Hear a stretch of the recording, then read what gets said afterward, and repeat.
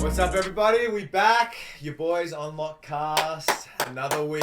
Yeah. Let's go. And we're on the waters this time, so I suppose it'll Hopefully probably it stays a little bit hopefully more, it's more productive. Charlie is again on screen. You may notice him because he's Jamie.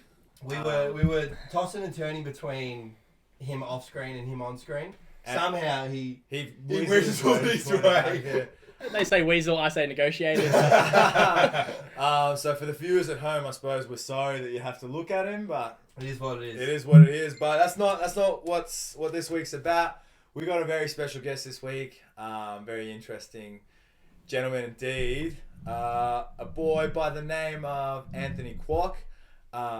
Former fighter, very, very decorated fighter. Yes, sir. Currently a business tycoon, about to take the tech industry by storm.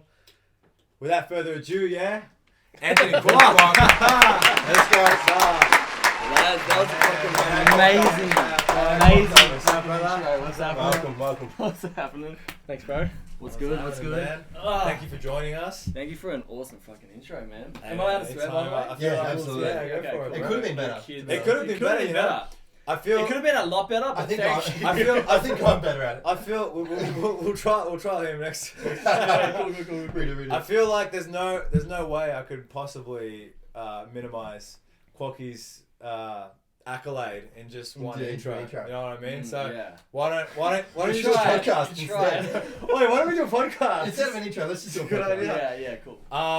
Yeah, man. Obviously, you've done a lot, and I wouldn't know where to start. So just, I suppose, tell us what you're all about. Yeah, it's been an interesting journey I've been on. So like you said, I was a professional fighter, and I did that, out of, I think straight out of high school when I was studying uni, and was fighting for a little while. Lost like all my fights at the start, or just got my ass kicked, but didn't quit, kept going, and then yeah. We know a guy who lost some fights. Yeah. No, I didn't lose. Didn't get bashed that hard. But... I didn't get that fucked up. Guys, man, there's a line, yeah. Oh no! I didn't suck. I mean, your sister didn't cry. Yeah, fought for a little while, and then, long story short, I kind of burnt out at the end, and so I retired.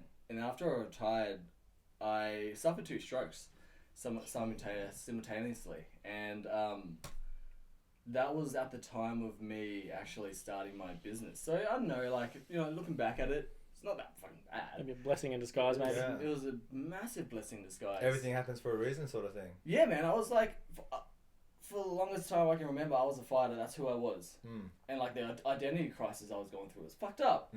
Yeah. Right. And I was trying to start this new business, which was like, if business was a game, you'd be playing business on hard. Startup's fucked. Right. And I was trying to do that, but like it was just me and my mate, 2 crazy guys running around with a crazy idea, and I was torn between that and fighting, and that happened. So that kind of, made me retire for good. It really closed that chapter of fighting, and I guess put that energy into the business. So Yeah. best in disguise. I think you need to, because like you can't really have one chip on each board. They're both very like consuming At projects that high level. at that high level, because you like for a business you have to perform at high level, because if you don't, you're not going to succeed the way you want. And for fighting, it's the same thing. If you don't match the level of the competition you're taking on, you're gonna get fucked What's up. that old saying? You play sports, but you don't play fighting. I was about to say that. Yeah. I was about to say that. Did we just link? Oh my god, me Did we too. just No way. If you're not putting 100% of your energy in Yeah. either of those, then you're going to get caught out and you're going to come unstuck really badly. 100%. It's a lifestyle. Yeah. I would know. Yeah. Matt's currently training his ass off to fight me. To bash you. Yeah, really? Yeah, he's No, I'm not actually training. He's not. No, He's but- just gonna put the gloves on one day. But one day. One day. One day. But you mentioned you started fighting in high school, so Yeah. like That's the training and everything for it. How old were you when you started? I was so I did karate back in the day when I was like a little toddler. did my little like Kias, Yeah. my little like pajamas and stuff. Savage. Yeah, and then that didn't go anywhere. And I got I guess being an Asian and I was a freaking tiny ass kid, and I was like a little chihuahua. I had shit. I was tiny, I was Asian, and I just didn't take any shit. Like Jack Russell, maybe. Small dog, big bark. Like, I was a perfect candidate to be bullied, and I was picked on. At the start, I was like, fuck it, whatever. But after a while, it started taking its toll, and in year 9, I was like, fuck this. Like, there was one, the last straw was, I was messing around with my mates at, I don't know, like recess or some shit. I was wrestling with them, and this guy just comes along and just cracks me across the head. Didn't really hurt. For real? Just cracks me. Yeah. What school did you go to? Glen Waverley. Shout out Glen Waverley. Shout out Glen Waverley. Yeah. Teachers didn't do shit. Shout out teachers. Shout out teachers. Are we gonna name drop? Was it an older kid? Who cracked you? We know people. We coming for you, boy. I don't want to name drop, to be honest, but like it's not, looking back at it, it's like we're just kids. Kids are horrible, man. Kids are horrible to each other. No, I'm glad I was never a kid. Yeah. Was it an older kid to punch you? Or? No, same age. It was just, I think, just in He's that a challenger. Did he just get excited? You guys were wrestling, the testosterone was flying, and I think maybe he just wanted to prove himself. Maybe he just wanted to like. But it was aggressive. He was trying to hurt you. Yeah, definitely, 100%. And this, nothing on him now because I don't give a fuck. But this is why I did what I did. So he cracked me across the head. Didn't really hurt, and he just walked away. I was like, what the fuck? Yeah. I'm not even maced with that guy. I was like, what the fuck? Yeah. So at the start of class, in the next period, I saw him walking up alongside the the outdoor kind of classrooms. So I walked up to him. I was like, "Hey, whatever his name is, like, hey John, what the fuck was that for, man? Why'd you hit me?" Before I finished my sentence, I was like, "Hey John, why the hell did you fucking?" He just went crack. And kudos to him, because this is a fucking sick punch, yeah? Like, one punch, he gave me, like, a massive black eye. Closed my eye. My swelling started, like, coming down my face, down my nose. Like, he fucked me up with one punch. I was like, what the fuck? And after that, I was so angry. I was like, that's it. That, I just wanted to defend myself. Mm-hmm. Did you get him back one day? No, because it's funny, man. Like, the kids who bullied me in primary school and in high school, after I started training, I was like, I'm gonna fucking get these guys. After like a year and a half of training, I like MSN'd them. Let's go. I was like, let's fucking go. I'll remember you. Yeah. And all of them are like, hey bro, I'm really sorry, man. I was a shit kid. I'm reformed now. I'm a full Christian. Or it's not fun. Man. Yeah, all this power. I know. What? Yeah, For what? So I was like, what the fuck? So. No, I just want to chat for a little bit. What? It's interesting that too, because like the same thing happened to me. Like I used to get into like a little bit of trouble with people and stuff. Shout out Shout out everyone. You got the list. But then Shout out. It's roll credits. And so, but like the people like respect you after it. They're like, it's good on you for doing what you're doing. I'm sorry for all that shit that happened back then. We were kids. It was dumb. And I'm like, oh yeah. That's cool. I haven't been training my whole life. Yeah, I'm over it too. I'm over it too. It's fine. I don't want... There's no long-term damage. Yeah. No, that's cool, man. And you got into training, and you got into it pretty hard. Because I remember I actually joined up, and Kwok was the man. Yes, I remember. Kwok was the man, and I don't think you actually know this, but one time I was posting a video. Do you remember Anthony? Not Anthony. Not Anthony. I was gonna say that's him, That's man. Andrew. Right there. Andrew, my mate Andrew, the tall, lanky. Yeah. So shout out. Shout out Andy V. Andy B. Yeah. So they were sparring. I think one of the first times we were there. Quacky and Andy was Quacky and Andy. Oh. And Andy actually had a little bit going, but Quacky was just dancing around it. And I was videoing, and I sent it to everyone. And everyone's like, "Damn, you got pieced up." Like Andy got pieced up? Andy got pissed. Quacky didn't get pissed off, man. Quacky's a man. Quacky's like the bully slayer at this stage. Mm-hmm. So Quacky was a man when I joined up, and he was. I think you just started your fighting run. Really? I think you had. Yeah, you weren't professional yet. I think you had another 2 or 3 amateurs, but you'd had your 3rd amateur, I think. This is late 2014. Yeah, late Did you have 2014. posters of him on your wall? Every day. Every day, man. Kwok was Make the sure of that. Kwok was the master guru. The Master Guru. Yeah, That is a title. that's him. The Master yeah. Guru. Master There's a Guru. fucking fly in here. There's a fly. Jamie, Edit the fucking edit fly. that fly out. I Yeah, so tell us about your fight career, man. Like, obviously, it was pretty illustrious. Short but illustrious. It was fun, man. Like it was interesting. Like I did pretty well. You know, I think the reason why I did well was because I had, especially my professional career, was because I lost a lot in my amateurs, and I came into my professional career really prepared. I don't know, man. Like. That's a big ass fucking. It's such a big fly. That's like I'm trying to think. I'm just like That's yeah. fly. Dude, how did he? Was he on the list? It's not on the list. Was he on the list?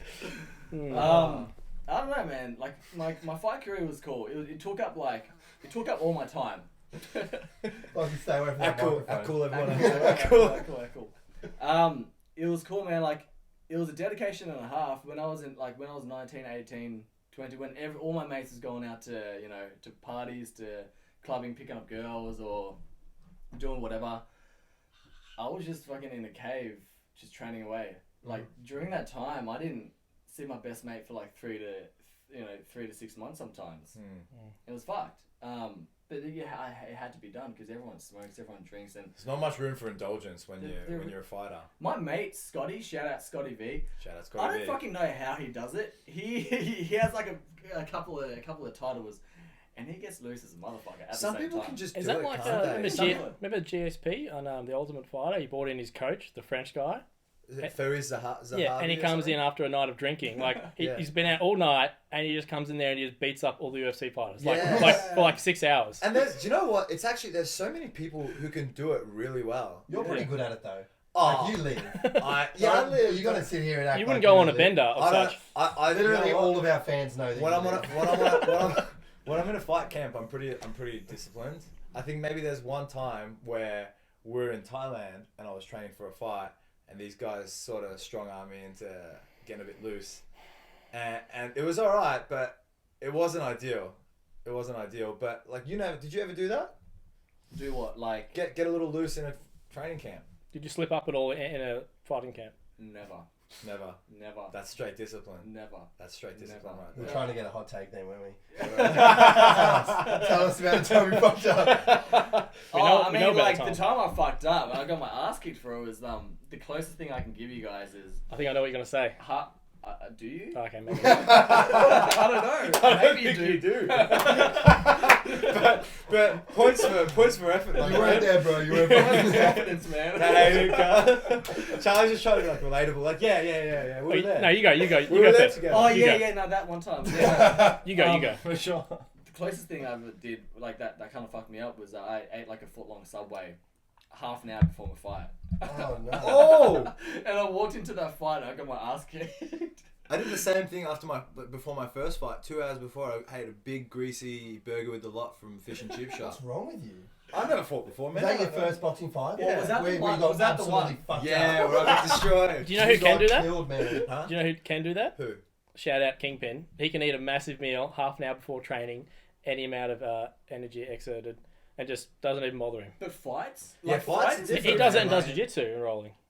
I- Maybe it's different for a fight. Fight's different, man. 'Cause Fight's like, adrenaline you got and- adrenaline and everything. Yeah, maybe different. Yeah, Like, training's alright because like the stakes aren't as high. yeah, you can pace yourself. You know Yeah. that you don't have to push past the point where you. Yeah. I have to eat 2 hours before, even if I just go to a single training session. But that's just me. Everyone's different. Ideally, for Ideally, yeah. having energy, you should eat an hour and a half. Yeah. In an hour and a half window. Like I've seen Kingpin get fucked up in training, not in terms of like being beat, but he's just burping. He's just like, Yeah. Because he's like, like, I I just shouldn't have done ate. I just ate. shouldn't have Junk food, not great. The time me and you wrestled, I ate, do you remember what I ate? Remember I was I complaining don't want to about hear the your whole excuses, time. bro. I don't want to hear your excuses, alright? Well, You told me you were on top of your game that day. Right. You said Look, it's the there's best. video footage of me taking you down, so whatever you want to fucking take from that. It's been edited. Thank you, Caitlin, for editing that for him. And we're back. No, but I can eat I could eat a pack of Krispy Kreme donuts before I train to the gym. But That's messed up. I could do that, but fighting, I've only done it 3 times, but there's fucking no way. Like, can you do that before a weight session? Yeah. Yeah, That's still pretty. But what about a early cardio session? If I was doing CrossFit or something, no way. That's what If you, But I've eaten before runs and I just feel it Yeah, you I wouldn't do haven't 10 rounds. You wouldn't do 10 rounds with Mem, and then I have. a big go before I that. start as feeling well. very sluggish. Yeah. You're just like, you feel heavy. There's nothing worse than holding in fucking vomit when you're training. Oh, the worst. Yeah. Well, your body's trying to work, but your digestive system's still trying to work as well. At the same time. Yeah. I regularly, on Thursdays before lockdown and everything, I used to train at 6 a.m. and I'd have a pretty heavy meal the night before, and I just got to get up out of bed and go straight to training. Sometimes I get punched in the stomach. I'm like, Oh no. Have I done that to you? I think I've heard that. I think I've heard you say. yeah. I can't remember. That just reminded me of something really good. What? There's this viral video of Kwok. Oh yeah. We're at training. Yeah, punching in the stomach. Yeah, he's seen it. He's seen it. What, He's the just surprise like, one? yeah, the surprise one. yeah, He was yeah. filming. He was filming for a GNC sponsorship or something. Oh no, that wasn't. No, it wasn't. Someone it was just pulled the camera out, it and he's got shirt on. He's like, "All right, guys, what's up?" And I was like, and he's like, "Oh, Yeah. It Can almost we- looks Caitlin, I'm Drop that gonna shit. send you the link for that. Pop it in there." Not now. Okay, fine. It was fucked. It was fucked. I was in the middle of talking. If I was like, yeah, On the right expression of air, and I just Yeah, sent like, it all you know. straight back up. It was when I was taking a breath in. I'm pretty sure I was like, bang, and then he just fucked me up. It was fucked. He's been trying to get me back ever since. So to clarify, you're a kickboxer, right? You're a pro kickboxer. Pro kickboxer. You weren't ever did you ever have an MMA fight? No MMA fights. You're a no, kickboxer. no, yeah. Did you have any boxing fights? Yeah, five. Yeah, Any 5. pro or all amateur? No, just all amateur. Do you have 5 boxing fights? 5 boxing fights. Shit. What's your record? What's your boxing record? 5 losses. Okay, edit that out. Don't you fucking out. Don't you fucking out. Oh god, they I are. saw it in his eyes. Don't say it. What's your record? Please don't. You can tell this is organic. This is organic. But you're a kickboxer anyway. I'm a kickboxer, and I think Mem just wanted. I was really good at my kicks, and I was really shy with my punches, especially even in fights. So he just wanted me to throw, threw me into the Lily Dale, the boxing fights, the amateur fights, against some fucking gun boxers, and it was so different, man. It was with me, I throw power punches. Yeah, I'm really tall. From the get-go, I was taught to never fucking, go like this or weave and duck because I just get kneed in the face, especially training with Joel, the pure Muay Thai guy at the start. So it was purely different, man. These guys are heads just whoop, whoop, whoop, whoop, throwing 50 punches a minute, and it's just me just throwing fucking hard one-shots per 30 seconds. It's a completely different sport, isn't it? It's different. Yeah, It's such a different it's style. such a different art. Yeah. So it's cool though. It was, But I remember towards the end of your career, I think it was a power play fight you were on. I was like, damn, this guy moving well. You were slipping and weaving under punches, and it's not very common for people watching. It's not very common for kickboxers to slip and weave punches. It's a very just it's a very blended bang, style. bang. Yeah, they just wear everything. wear and then just come back with something cool. It's swagger. Yeah. It's swagger. My Yeah. man's got. I Swagger. gotta say though, because we're live. Well, we're on air. We're on air. I didn't actually lose any boxing fights badly. It was always. Please believe me. You must You understand. get fucked up like this guy. But somehow all the footage got lost and it's been stripped off YouTube. We don't know. We don't know how. But from memory, it wasn't. It was always split decisions. It was always split decisions. I was just never busy enough. Yeah. That's the thing. I was just always going in for the kill, and just gassing myself out. Because with heavy would you punches. say you maintain that sort of Thai pace in boxing fights? Yeah, I didn't know how to. I never really trained boxing. I didn't know how to fight boxing. Yeah. I just went in there fighting Muay Thai without kicks. Yeah. It really is a different. Because it the really rhythm, is. the rhythm, my friend, is different. Very different. It's that's It's a why different they say sport. boxing is an art, and there's a tempo and a rhythm with boxing that is different to Muay Thai, and even different once again to American style kickboxing. Yeah. So you were kickboxing before you had your boxing fights. Yeah, 100%. Yeah. I was kickboxing for a long time, and that's all I ever knew. And you said you messaged your former bullies on MSN. How long were you training for? When did you start training? Because MSN is a fucking long time ago. Matt wants to know, how long does it take before you can bash your bullies? Has he got time? Has he got time? Fucking know. It was after a year and a half. So like I was training at in I think year 8, year 9, and then I think sometime around in year 9, off the top of my head, I reached out to all those guys. Yeah. And be like, let's time. go! Yeah. It's Judgment Day. Would have been like Fucking Armageddon, motherfucker. And I'm raining down on you motherfuckers. it's D-Day. Yeah. That would have been 2010, right? They all 2009? yeah, but Yeah. they'd already repented for their sins. Yeah, literally. So you had about 4 or 5 pro fights? 5. 5 pro fights, and you fought some of like Australia's top guys. There was what, Reef Strutt. He ended up having like 18 something fights. He got a title. Reef? Shout out Reef. Reef's Yeah. a guy. He beat Reef. That That was my Yes, first sir. fight, I think. Yeah. First pro? Yeah. First pro, yeah. Yeah. He was a tough guy, man. He was a tough guy, yeah. Motherfucker. The guy wouldn't back down. No, and it shows like he went on to do some big things, but you got that accolade, you got that scalp. Yeah. Shout out. No beef. No, man. But you did come back. But I want to talk about like your last fight before you did retire. That was fucked. Yeah. That was beyond fucked. Why? So I had really bad acne growing up, all the way through high school. I think it's because I'm actually like lactose intolerant, which now I know. But back then I was just like sculling protein shakes like no tomorrow with milk inside as well, because I was scrawny. I just want to put on weight. Yeah. So milk with like weight gainer shakes, and like I was blowing out. But Can you have whey if you're lactose intolerant? Whey powder? No. You can't. Plus, there's a lot of sugar in like weight gainer. Like, Exactly. What was his name, the first fight? Reef. Reef Strutt. I can send you the link afterwards. So I went on this medication called Roaccutane. Is that the like the side effects are really fucked up? Doctors hate it. It's the worst. It's Yeah. the worst one. They really hate giving it to people, right? It crushes your test levels, doesn't it? Yeah, like flans it completely. The reason why it's so good though is because it's the only thing that really works. Unless you want to wait it out. You can also take antibiotics. There's certain antibiotics you can take. I took that for like years. Didn't work as well. Nothing. Yeah. Nothing. Right. Nothing. It was just I was a little bit better, but I was still fucking riddled with acne. Yeah. It's on your face, and it's like it fucks with you. Fuck yeah. It can be. It I can got be this hard. pimple right in the middle of my eyes right now. I stand with you. And bro, I fucking feel that shit. Yeah, right? Yeah, I feel for you.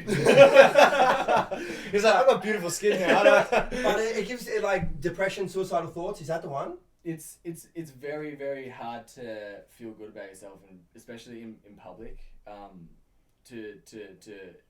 Like it's very hard to think that look, when I was really young, being bullied for so long, my self-esteem issues are fucked. Mm-hmm. For the longest time, at the start, I'm just like, yeah, whatever. Like, words are just words. But after a while, they turn into your fucking reality. And as hard as I tried to fight it, it was like a glass ceiling. I could never get through this. All I ever knew for a long time was that, I wasn't worthy. I wasn't attractive. I wasn't, like, something was always wrong with me, or like, especially with the racism, right? Like, white guys are always, like, above me, and, like, I'm always, going to be, like, and you look at like Hollywood and shit. You look at all the Asians. They're just either fat, chubby, or just funny. Or very nerdy. Yeah, we're just not attractive. It just didn't feel like a man. It was very emasculating, and that was what I was like for a long time. And the acne didn't help that at all, man. Like I was having boils all over my fucking face.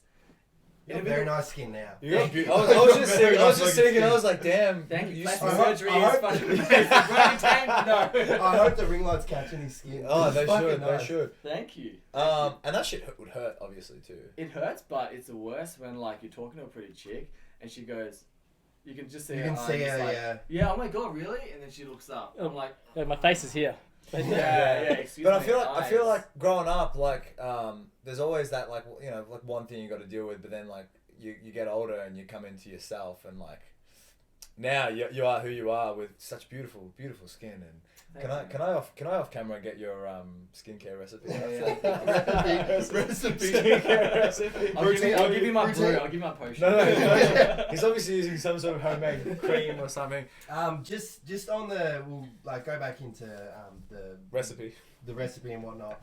But with the Asian thing, that probably sounds really fucked up. But we're getting cancelled. With the Black Lives Matter movement last year, and like pretty much all I hear all the time is fucking like about black people and fucking stop hating African Americans.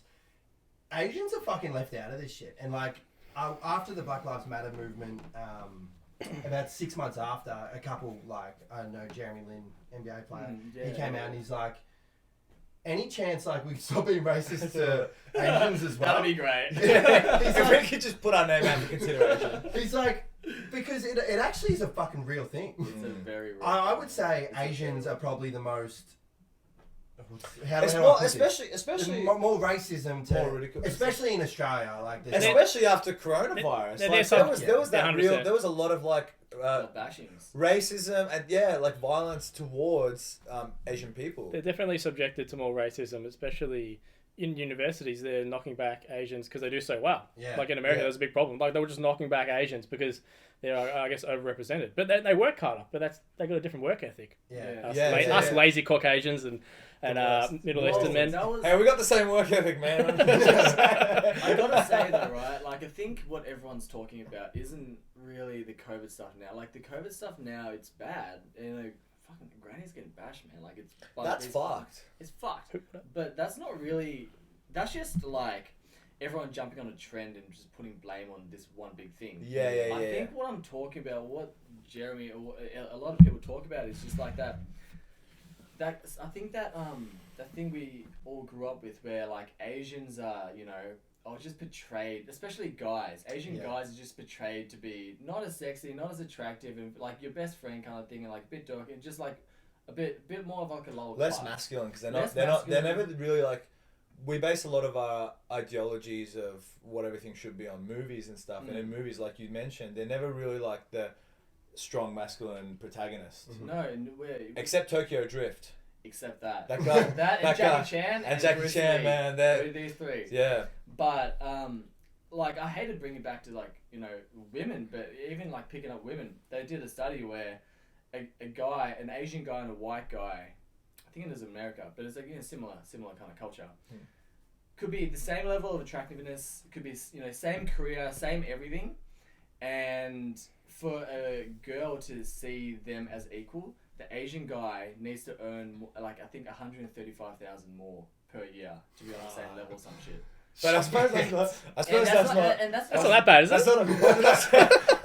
But it's not to say that they're like, oh, if you don't have money, it's not a conscious thing. Yeah. That's what I'm saying. Yeah, It's a very subconscious thing. Psychological. That kind of respect. It's pretty deeply ingrained, and like obviously since we were kids, like it was racism was much more prominent. Yeah. Me and Sam had spoken about being ethnic when we were kids. When we were ethnic. Shout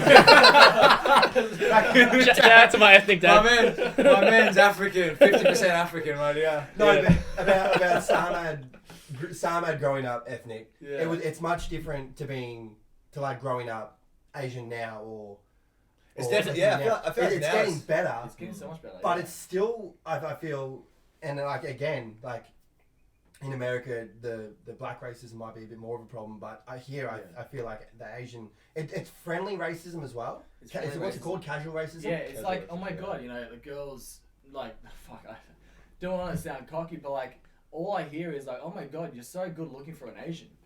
Yeah, and that's a racist statement in itself. Thank you. That's backhanded. It's a backhanded That is compliment. backhanded. But you'll take it. You'll take it. You're the Though. hottest Asian I've ever seen. There aren't that many of you guys around. But you'll take it. You'll still take it. I'll take it any day. I'm like, yeah. But it is still racist. But it's like that. Like it's like a before I had that before I got those compliments from like fighting or from like getting fitter and stuff, like I didn't have that, so I was just like, Yeah. And people don't realize that, like, they have no self-awareness of when they do say that's something that, do you know what I mean? It's It's so casual. distorted. It's so casual. distorted. Well, again, to bring it back to me. Yeah. And my Well, racism it's journey. just been about me too much. We need to focus. We need to talk about me a little bit more. But like the backhanded compliments, I get guys come to me sometimes for PT, and they're like, "I don't want to be too big. I want to be like you."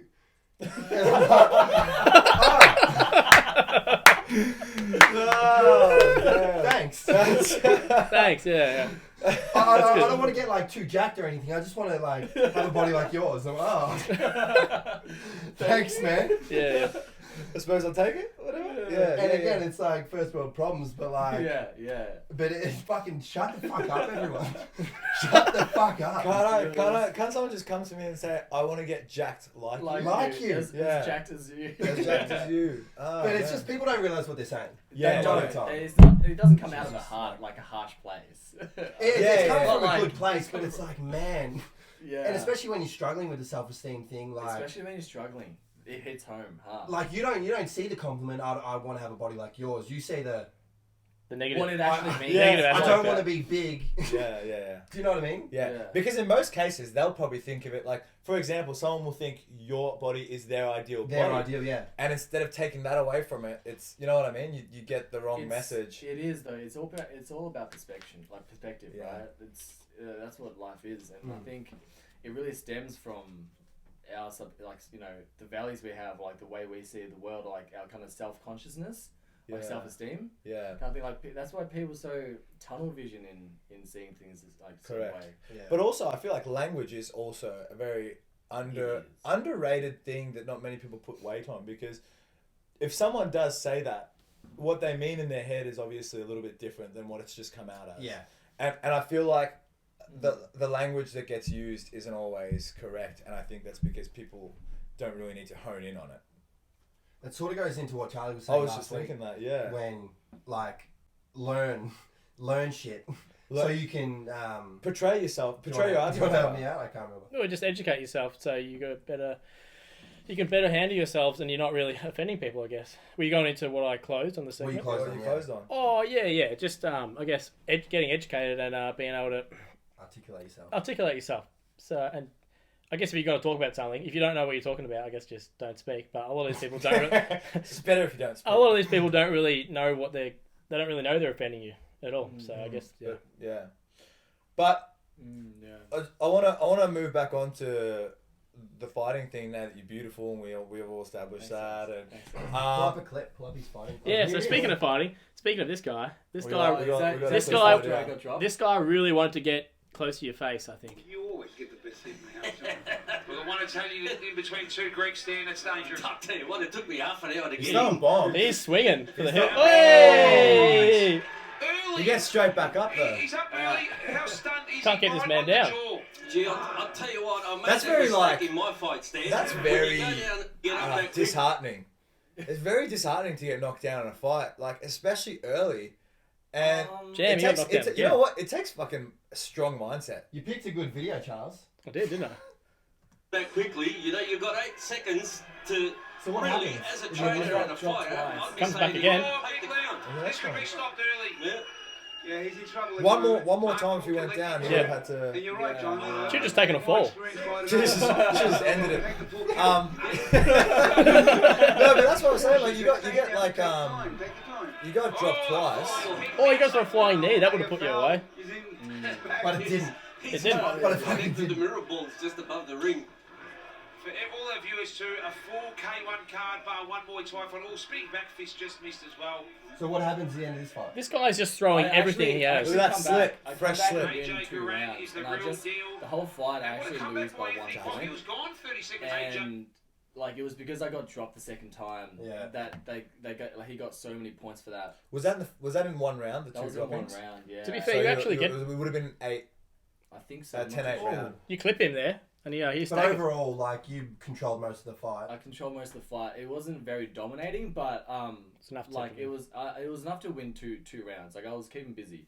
And that's the Picking tough away. thing with fighting, isn't it? Like The getting hit part or the the controversy over the scoring. The scoring, like, Yeah, it is. I always say to Sarmad, and I'll probably say this every single podcast. I've never, like, besides the couple of boxing fights, but his past like 6-7 fights, I've never watched a Sarmad fight and gone, Sarmad lost. Like, to me, as a not fighter, the guy who hurts the other guy more should win. So if you fuck him up for 2 rounds, but because you got dropped twice, do you know what I mean? Yeah. Like, Sarmad always damages the other dude more, but it just for, I don't know, I suppose, for scoring purposes. Like, that's the weird thing about fighting. Keep him busy, that's the thing. Like, a lot of I don't understand about it. Like, I don't think anyone gets it. just me. But like, coming back from getting dropped takes a lot of resilience. Yeah. Do you know what I mean? It does, like. I guess. No, because like you obviously want to quit, and like not just that, you think, fuck, I'm down. I'm down the scorecards. You got to muster up some real cojones to get back. And do you reckon you can think back to that fight and like what you were going through mentally? It was very clear. Yeah. For some reason, it was very, very This clear. is good. I'd like to say that it was resilience. Maybe it is, but quitting wasn't in my mind. It wasn't like I have to kind of battle my own dialogue and really overcome that wanting to quit. I never really wanted to quit. I jumped up. I didn't even know what the fuck happened. Like once I got dropped, prior to that fight, I was already in a kind of like a frazzled mindset. Like we were running really late. I was the first fight up there. We were running really late. And I was fucking freaking out. And then Mem freaking taped my hands so tight that my pinky before the fight started turning blue. It started turning blue. So I was like, man, I can't feel it. It's fine. Just put the fucking gloves on. We don't have time. So I'm like, fuck. So I went in already in that kind of mindset, and I was, I think I was just kind of like chasing, just like more like survival. And then when I got dropped, from then on, it was really autopilot. I couldn't think of anything. It was really just like fight or flight. Like not fight or flight, just relying on the muscle memory to get you that way. I couldn't think of anything, especially getting dropped after like 2 times in like back to back. There was nothing going through my head. It was just. It was what you already knew. It was what I already knew. Like I couldn't think of like, oh, he's really, he's throwing bombs and he's really leaning himself down so I can throw a knee. Nothing like that. I couldn't hear anything. It was just. You couldn't plan anything. Stimuli response. It was just response. Yeah. It was just after all those hours of training. The other fights where I really get gassed is where the resilience come in. Like those fights where I see you as well, where like you're just like you can't even fucking take a normal breath. Like taking a breath hurts you. Yeah. Like gasses you out even more. Yeah. Those are the fights that resilience really come in because all you want to do is just fucking breathe and relax. And you got to push past that point. You really got to push past that point and just keep pushing through all those points. Yeah. In that fight, it was just, it was really just, I was just in flow, I guess. Like it was just autopilot. Flow state. Like I just didn't really hear anything. I kind of got used to him. He was just, I actually feel like you performed the best in that state. Like, you're like me. You like to think and like set up counters and bait people and like fuck with people and like be tricky and shit. But when you sort of get into that flow state, you without realizing you do that anyways. You do that anyways. Yeah, I was just gonna say. Yeah. You pick up like split second things and your body just responds. Yeah, and you're more creative because you're so calm, right? Yeah. It's not like you're trying to force things to be like, okay, then if he does this, then I'll do this. It's just you're so creative already, so you can kind of put those things together and just go at it. There's no doubt in your brain. No, you just trust yourself. Yeah, there's no doubt. Doubt is just a human construct that just gets thrown out when you're in that state, and that's what's very powerful. Charlie's just put on Anthony's first fight. Was this his first fight? I think this is actually this is Vin Lee. Vin Lee. Yeah, Vin Lee. This was actually a really nice fight. You don't get like for the amount of fights that these guys have had. You don't actually get this clean style. Look at this and I think the commentators actually mention it too. It was interesting. I walked out being a nobody, and the whole crowd was just on his side. So they were like Vin, Lee, and everyone was like, "Oh my fucking god, Vinny! His supporters were late. fucking late!" I like you. Shock me. No. Fucking shock me. Someone was late. Dude, I was on the floor getting my fucking shit iced up, and then someone walks through the door with like, Oh, you missed the fight. I missed the fight. Oh. Walked through the door and it's like, "Oh shit, did you win?" It's like, "Yeah, I won." It's like, "See." Cool, I'm going to. Gotta go, man. Catch up. Check out these highlights, guys. Oh, nice. Oh, thank you. So can you trip? Yeah, in Muay Thai. What do you fight K1? Yeah. Can you trip in K1? You get told off if you do. You don't get points for it. That's a nice thing. Yeah, I know. This round I almost knocked him out as well. So Yeah. You were putting it on him. I was putting on him and then I gassed. Yeah, then you gassed. And then yeah. I gassed hard. It's hard to put someone away, man. Like, It is hard. Dude, What is it? apparently, I think he told me afterwards that I think I broke his nose, I fractured his nose, and I fractured his shin in the first round. He's a hard motherfucker. He is a very hard. He was a motherfucker. freaking zombie, man. He just like, it was interesting because at the start, he would, every time I would get him, he'd smirk. He did that whole Thai thing, didn't he? He's like, yeah. And when he stopped smoking, that's when I knew that I started hurting. But yeah, he was a tough motherfucker, man. After this round, I almost put him away, and you can see in the camera, his coach just fucking goes, "Wadoosh, put your head in the game." Smacks him. Smacks him. He's going, "Boosh, wake the fuck up."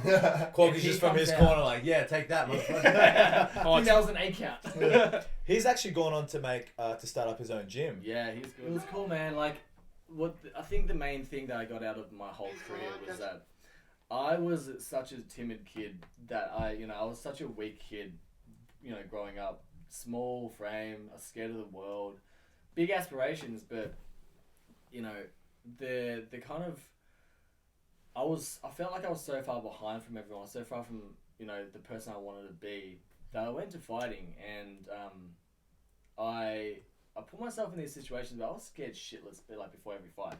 Before every fight, months before, I'd be fucking having like panic attacks, like adrenaline, like I wouldn't be able to sleep, like my heart would just be racing 24/7. I'd be running out of fear, right? But I forced myself in these situations, and then in a short amount of time, I grew so much as a person that I kind of became that person I wanted to be, that would be able to achieve those kind of goals. That's the biggest thing I take away from fighting, and that's the kind of mentality I've taken in everything. That kind of just making myself really comfortable with being uncomfortable. Yeah, and you see a lot of fighters when they move onto their next thing, because obviously you can't sustain fighting forever. Some people do it, and good on them. But what actually was the defining point when you had to stop fighting? What made you stop fighting? Well, I burnt out. I burnt out hard because I was taking Roaccutane, the crazy medication. Yep. Flattened my testosterone. And just really fucked my mind. Like, a lot of people get depression, they get suicidal thoughts on that. I didn't get that, but like it did fuck my mental a lot. And leading up to the fight, it was a big fight, by the way. It wasn't a title. It was fight. a title. It was like an Australian fight. title fight. It was against this guy who's very, very good record. It wasn't Australian. I think it was a Victorian. Victorian title fight. But this guy was a G. He right? was, and he was bigger than me. Like, in a normal sense, like, I would have had to put on weight to fight him anyways, right? And so we were fighting heavy, and he's a gun. And leading up to the fight, I burnt the fuck out because, like, I was training, I was losing muscle at the same time. My testosterone was fucking flat. I had no every time. I remember the conversations he'd have. Maybe like, you got to cut weight, and then he's I don't want to lose muscle. yeah, and like, cause I was already like, I'll be getting hurt in training, and normally when you get hurt, you get stronger, right? Your bruises just fly away. I was getting weaker and weaker. My bones felt like jelly. Low test is really fucked up. It's fucked up, and really fucked up. I was to combat that. I was jumping in the ice bath for like 2-3 times a week. Just to get me across the line, just so I can force my body to fucking heal. But by the time I actually fought, you know, I was training Ryan, who was there with Mem, you know, in my corner. He was like to Mem, hey, listen, he looks fucked right now. Like he's gonna lose, right? People could see it. People could see it. I went into the fight knowing that I was warming up in the back, and I was getting gas from that, and I was feeling fucked. And this guy is a fucking beast, the best at his best way, living his best life. Such an animal. I went in, and when you walk into a fight, it's kind of like tunnel vision, right? You kind of drown out everything. You kind of just get really, really focused. It wasn't like that for me. I couldn't get any adrenaline going. I felt everything. I walked out to the thing. Somebody would be like whispering in the fucking corner of the room. I'd be listening to their conversation. My mind was fucking scattered. I was like, what the fuck's going on? I walked into the ring, and it felt like I had no emotion. It felt like I had no energy, no emotion. It felt like a sparring match with a friendly guy. I was just going really light with. I was like, what the fuck is going on? So I walked in there, I looked around the ring. I remember looking around the ring. I was like, uh-oh. Right? Like, something's not really kickstarting my mind. Like, it's not the no adrenaline. There's no adrenaline. He didn't rock up for a sparring match. Yeah. I know, this guy's ready to kill me. And when I was fighting, every kick I'd throw would hurt me more than it would hurt him. So you could feel the pain. All the pain. The checks, the fucking punches, and then I'd gas as well. It's not like I'm fucking tanked up and I'm just feeling all the pain. I probably can do that, but like, I was fading away fast as well, right? Mm-hmm. I was just gassing. And then that was a huge title fight. He was just taking, you know... was that traumatic? That wasn't traumatic, no. Because he didn't put me away. Like, as good as he was, like, if it was fucking, you know... No disrespect, but like, I think I held my own still because he didn't pull me away at all. Didn't drop me once. I just got beat for 3 rounds straight. Imagine a motivated Kwoki. Yeah. Imagine like you on top of your game. Yeah, that would have been a really good fight because like me with my full arsenal, it would have been a good fight. After that, I quit because I just burnt out.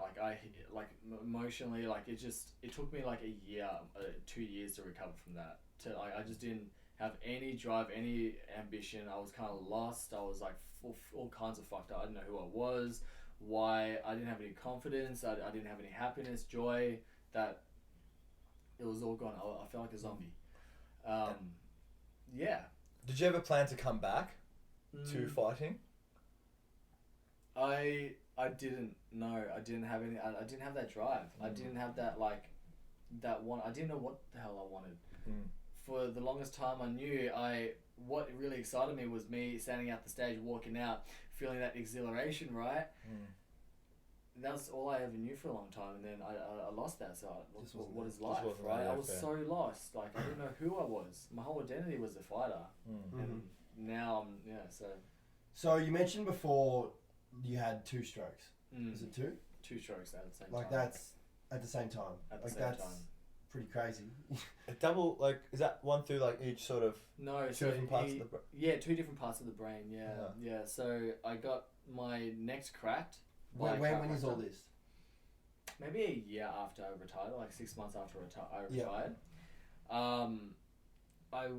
So how it happened was like it's not really the chiropractor's fault per se, although that was a massive factor of it. I was in the gym. I came back from New Year's pretty cooked, and I was in the gym. I did a really heavy squat, like my normal weight, and I lift pretty heavy. Did a really heavy weight, like normal weight, really heavy. Like really. I can't remember, like something like 200 something kilos. It was like 60 kilos. Just No, but like I went down, and because I didn't warm up or anything, I was just G from coming back from a holiday. I went back up, and my ass went up, and like my back kind of gave out, and I tried to force it up, and I basically tore all my muscles here. And for a month after that, I was getting really bad like migraines, like kind of tension headaches, right? It was really bad. And I went to a chiropractor, and all I wanted was kind of to I don't know, massages or needles in my neck or something, but I had my neck cracked. I told him about the injury I had that I wanted to fix. I had my neck cracked, and because there was no support in my neck, I felt like one of the cracks go really, really far. like you know those cartoons where Yeah, the head spins around. Yeah. it was like proper twist. I went all the way because I had no support. It just didn't stop, right? And I stood up. I sat up and I stood up, and everything was just like do. And what happened was that apparently he dissected one of the arteries that connects to the brain and my neck. Is that the carotid or something? I'm not too sure. I'm not too sure, but a blood clot started forming, and then because the blood's pumping, it shot the blood clots up into my brain, into 2 different areas of my brain. I stood up, and you know that feeling you get when you've drunk too much and you're just like the world's fucking moving around. It's a vertigo. Hectic vertigo. Yeah. It was about a month. Yeah. I had that feeling, and like I was slurring my words, and like part of my sight was like going. It was just like a really bad kind of like vertigo thing, right? Or you want sober. No, This is instant. Right? Yeah. instant. So I was That's not what the session was for. no. You didn't ask for this. I didn't. Yeah, I didn't. Did you freak out? Like a bad acid trip. No, I didn't freak out. I thought like something in the equilibrium kind of got disrupted in my, whatever. I didn't think it was something that bad. And then I talked to the chiropractor, and he was like, "Yeah, it's all good. Just sit down. It'll be over, and it's kind of normal. It'll be over in like 2 minutes. Just come back up, book another session after you feel better." I sat down, waited for like 5 minutes. I was like, "Shit's not getting better." So I walked up to the thing. I was all grey. I was like, all I wanted to do was just collapse. Like I had no energy. Like I was it was like all my arms are heavy and stuff. I kind of wobbled on my way to the receptionist. I was like, book myself in for another thing. Like you said. 10 of those, please. 10 more of those. Yeah. And then I drove home, and at that time, part of my sight was going as well. So like, if I'm looking here, this would be You drove? black. I drove. You did not drive. I had to drive. I drove my way. I had to drive. Because my whole family was in Queensland in a holiday, so I was home alone at that time. Of course. So I was driving, and like Full transparency. We've told this story 3 times now. I drove myself home. That was fucked. Try to drive yourself home with vertigo, hectic vertigo, going blind in one eye at the same time is pretty dangerous. And I recommend for the kids at home. Don't advocate. Yeah, don't advocate. But it's I just kind of slept it off. So I went home, had like 24/7 fucking vertigo. Like it was just sickening, nauseous, kind of like spinning, and like just like the world's going all over the place, and had no body functions. Like if I'd pick up something, like I'd probably drop it. Right? I'd probably like walk into stuff. Like I was all out of the place. Couldn't speak. Like at the time I was working at David Jones, and I'd be slurring my words to all these customers. Like instead of being 37.50, I'd be like 30, it'd be the hardest thing. It'd be like you wouldn't picture it. It'd be the hardest thing to say. 37.50 is the most difficult thing to say when you're having a stroke. I could only ever imagine. You can only imagine. It's like it's so frustrating as well, though, that kind of aspect. Yeah. But yeah. So I had that for a whole year, and I didn't go to any doctors. I had my neurologist like help me out and stuff, and help me out as in like. All he did was like he looked at the MRI and was like, "You had a stroke." Yeah, he helped me out by diagnosing me. So I knew I had a stroke. Yeah, shout out doc. But in terms of rehab, I just read books out loud. I kind of practiced walking. I practiced, actually speaking. But part of what actually was really bad and was really hard on me was that I had massive brain fog. I couldn't think of sentences. Language for me was annihilated. It was gone. It was like, I don't know, it was just like deleted from my brain. Instead of actually like having a thought, having a feeling of what you want to say, and just kind of saying, going on with it, right? And kind of like articulating that in a way that someone would understand. I'd kind of have an inkling of what I wanted to say, a feeling, but I can't even picture a fucking word to describe it. Imagine that in conversation.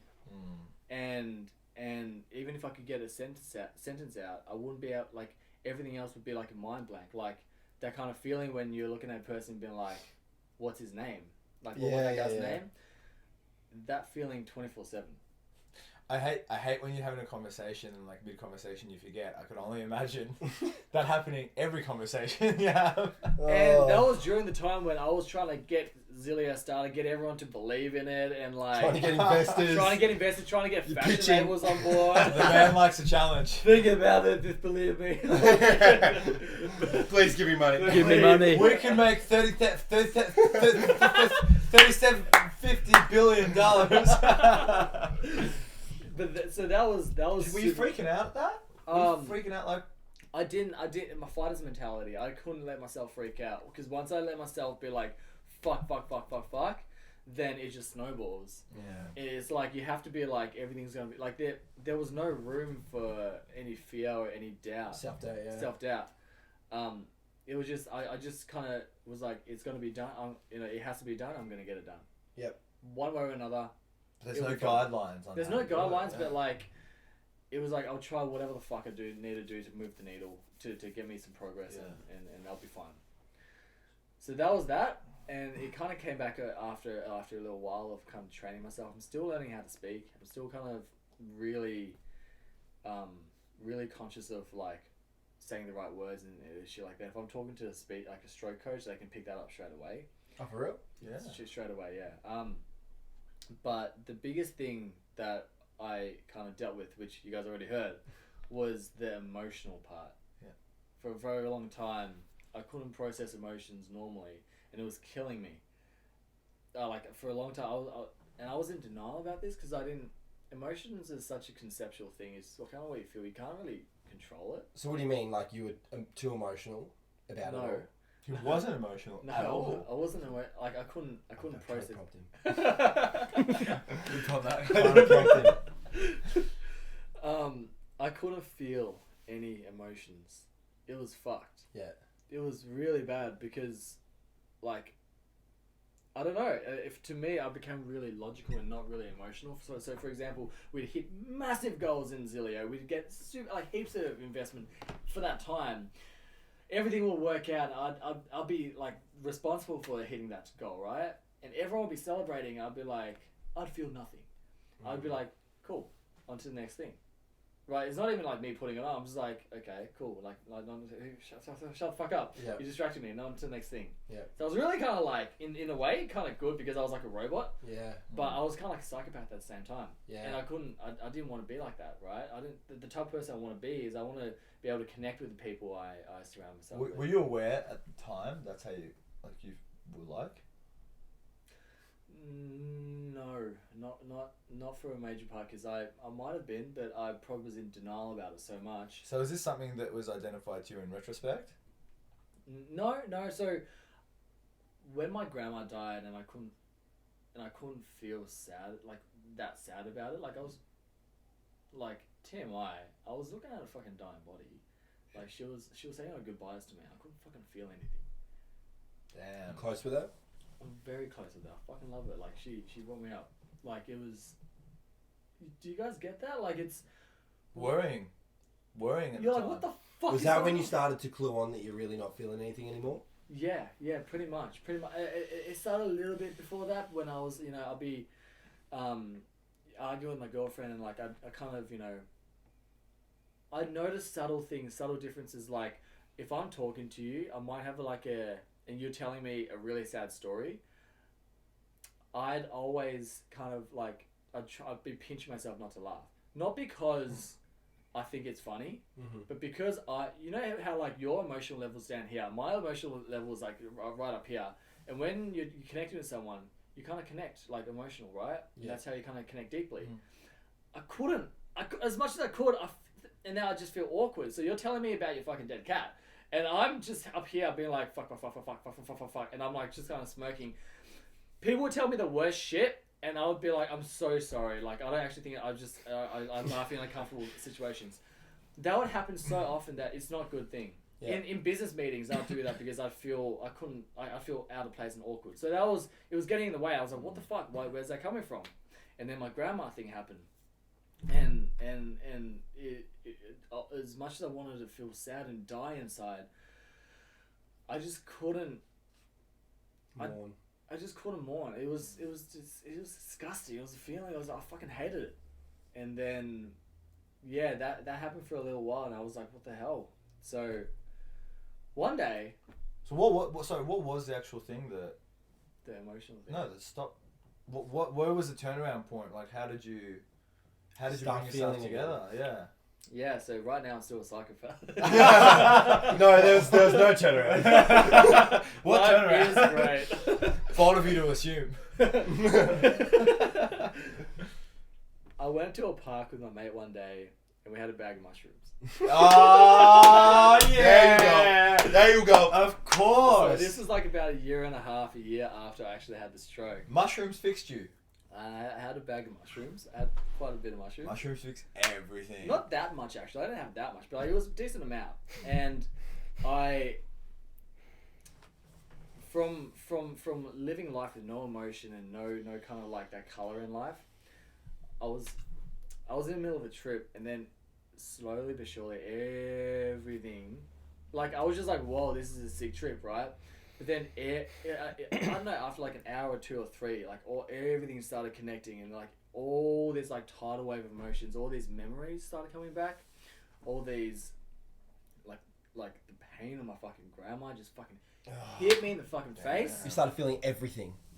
Like what a time to feel it. Yeah, just tripping balls in the fucking park, feeling all that shit. Anyone who's ever had a bad trip, but everything came back. So is it all the happy things that had happened, like the business side of things? Was that happiness coming back as well as the sadness and pain and grief? Was everything coming back? Or everything was coming back. Everything was coming back. I didn't really think about the business at that time. Yeah. So, but like the pain, you know, the all the trauma from when I was a kid, because during the stroke, after that, like I couldn't. My memory was gone.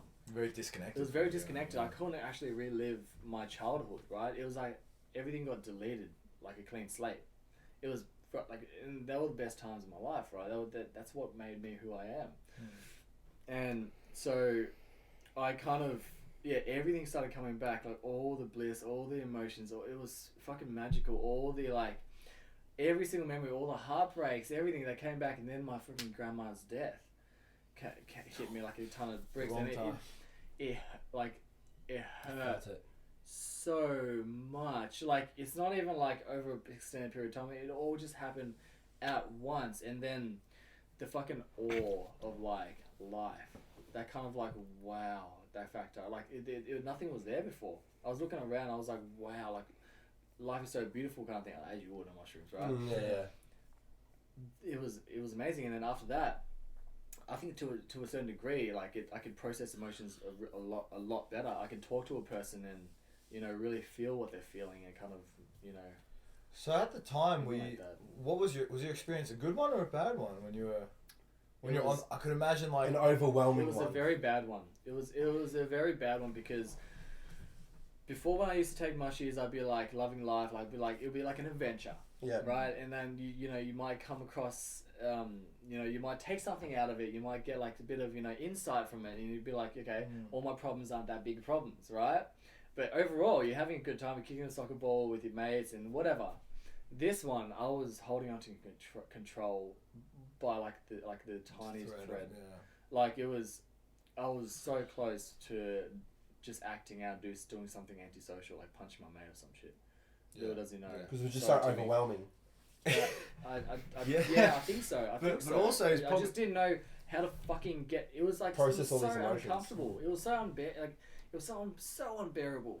Like everything coming at once. It's like someone's just injecting me with fucking years and years of all this fucking shit that I've been missing out on. And it's crazy. Like with the thing with mushrooms is so interesting though, that you said that, like, you know, you couldn't speak properly because like that's a certain like area in your brain, like your Broca's area, that can't connect with like your frontal cortex and your emotional like center and like your amygdala and stuff connect to your frontal cortex. Those are pathways that blood clot probably damaged.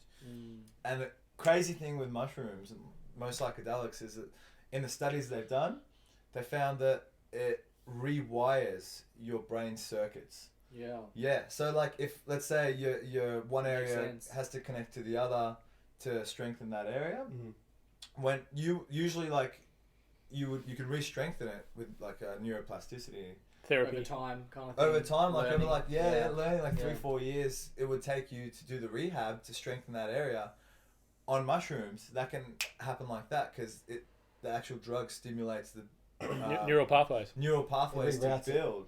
It reroutes it, yeah. So what would have taken you 4 years to connect, it's just done in like a matter of One trip. hours. And you hear stories about that. You hear a lot of You stories do. about that. Like Joe Rogan's podcast. I'm gonna jump into it, but like the guy who healed from his stutter straight away, like immediately after his Yeah. mushy trip, or I personally had. I've personally deja vu. I've personally had a positive experience from mushrooms. yeah, your story's crazy, man. Yeah, your it story was- is actually pretty fucking crazy. I never actually put weight on it until after, because you obviously, when you're a kid, you have no idea what emotions are, what stuff is. But I was pretty depressed, like when I was like 15, 16, and dumb. I was pretty dumb. So dumb. And depressed. So incredibly So dumb. dumb. No, And I ugly. understand. And ugly. just stupid. And hopeless. Roast some that now, roast. No, but like what for me, my struggle was I couldn't make sense of like my own thoughts. So I would think something, I'd be like, well, you don't think that because this is this, and then like nothing made sense, and I had no idea about anything. Second guessing yourself at every turn. Yeah, but like in my mind, there was no coherent thoughts. Like I wouldn't, I wouldn't be able to, Cognitively. from A to B, I wouldn't be able to finish a whole thought. I'd be like, all It was over like the manic, place. almost manic. It was almost manic, yeah. Wow. Yeah, but like my Wow. day-to-day life, and I suppose like if you knew me back then, it makes sense because I was like a very outrageous. That's a Starman I know. That's the same. It was very outrageous. Nothing I did made sense. It was like very rash, and there was a certain point. There was a certain point. Fuck that Sama. Fuck that Sama, He man. loves that guy. Yeah. He loves that guy. This is the You're in like 100 punch-ons when you were 15. This is the bus. From 15 Bro, to 16, This is you're the like bus 100 base. This punch-ons. is the bus Don't- base. Starman. Because of this. Don't Because you're blame. such a fuckwit. Don't blame me, bro. Okay, I couldn't think a proper I was sentence. just so dumb. I was dumb. Yeah, yeah. You couldn't do a sentence, but you had no problem finishing a punch. Oh well, like, we can thank mushrooms because. Yeah, but what happened? Yeah, so you took mushies I and you took- were not stupid anymore. Well, yeah, there was a period of about a week where every day I took mushrooms. And it wasn't planned. I used to go to TAFE. You just fell and just a couple of mushrooms But don't mushrooms- advocate this, I everyone. fell into a Mushrooms big bag. walked into my every day of the week. They attacked me. I didn't know what to do. I used to go to TAFE and there was mushrooms at that TAFE and I picked like Yeah. a stupid amount. So, And I just take them with me everywhere. And this was at a period where, I eat them wasn't- like Skittles. ate them like Skittles. I wasn't working. I wasn't going to school. Hmm. Didn't have no job. I No had job. shit to do. I got shit to do. So I tripped balls today. And then you were like, wow. And everywhere I went, I was taking them, and everyone else was taking them with me. And I think there was like a small little group that we just kept taking them. Wasn't at the ranch, was it? It was at the ranch. It was at the ranch. And I took it, and then by the last day, I had a trip by myself. Well, like you, I just freaked absolute balls. Like What was it like? What happened? I was just questioning like my own existence. Like I know that sounds Like an ego death? yeah, it was an ego death. Like I got to the point where like nothing meant Deep. nothing meant anything to me. I even went to Yeah. the point where I was sober, so there was no visuals at this stage, but my brain wasn't. And I went and looked in, like I was at my kitchen sink drinking water, and it was like at night time, and I Wait. saw my reflection in the window, and I'm like, I don't feel anything towards that person. Yeah. Like myself, and like I was like, I called people on the phone, like I knew them. I knew I should have some sort of like emotional attachment to them. You're disassociated. Yeah, picture like I was just like numb, emotionally numb. Like I didn't like nothing meant anything to me. Yep. And then so I was like, I need to Just die. existing. I need to die because I'm Fast. I'm now Right fucking now. I'm now A quick death. right this second. A quick painful death. And there wasn't anything like emotional attachment. It was like You or your ego? me. Oh. I needed to die. I needed to physically die. Well, I'm So broken. how'd that make you feel? How's this? I didn't feel anything. Hold on, we'll get to that. But like, I thought that I had to die, like because I'm broken and blah blah blah. So you escaped death? I escaped death, and I was speaking to a mate of mine, and he's like, "Yeah, dude, like I literally, we've done the mushrooms together." He's like, "Yeah, dude, I literally just had that a second ago. You're gonna be fine in a second." I'm like, "Oh, cool." True. So I I wanted to die as well. Did you want to die? Did you want to do it together? He's like, "Yeah, man, I called the ambulance, blah blah blah." I'm like, "Oh, cool, Whoa. good chat." Anyways, I slept. I started to feel a bit more normal. I slept that night, and the next day, I had my feelings towards myself, but I was much more open to everything else. Like, there wasn't any like. I was like, I'd usually be very hard set if you knew me. I was very hard set about a certain thing. I was like, no, I'm okay. Like I don't really like think so much of that. But I knew who I was and everything like that. And then after that point, I was just never felt depressed, and I had like a fine mental like I could structure sentences well together. Like I started making better choices. Just unlocked a different way of thinking for you. And it was completely alien to me. And I didn't realize that like I just switched between the two. So it was like a pivotal. Looking back, it was a pivotal It was a turning point. pivotal curve point, yeah. But like I actually developed a little thing from that when. Like a nervous tick, just to. Well, I used to lie down at one of the trips. I took a crazy. Is this why you do that thing? Yeah, the thing with the thing. Yeah, I know the thing. Yeah, you know the thing. I do a thing. No, Do the thing. I shake my leg. No, You talking about that? Restless leg. yeah. That's always been a thing though. No, I lie down and I look down and my head feels detached from my body. Right now? No, it's gone away now. But for about I think maybe 8 years. 7 years. Oh, it wasn't far off. 7 or 8 years. Anytime I just couldn't feel my body when I was like this, and then I could move and I'm like, here I am. Wow. It's a really weird thing. Why do you think that is? Because I dosed a stupid amount of mushrooms and on that trip I couldn't. Oh. So again, it's not all positive, guys. Yeah, It's not all positive. Yeah, but, okay. But I'm sorry. sorry. I'm sorry. It's not. You're not finished. Sorry. It's not positive. Men built I just want different. to add on to that. But Man built different.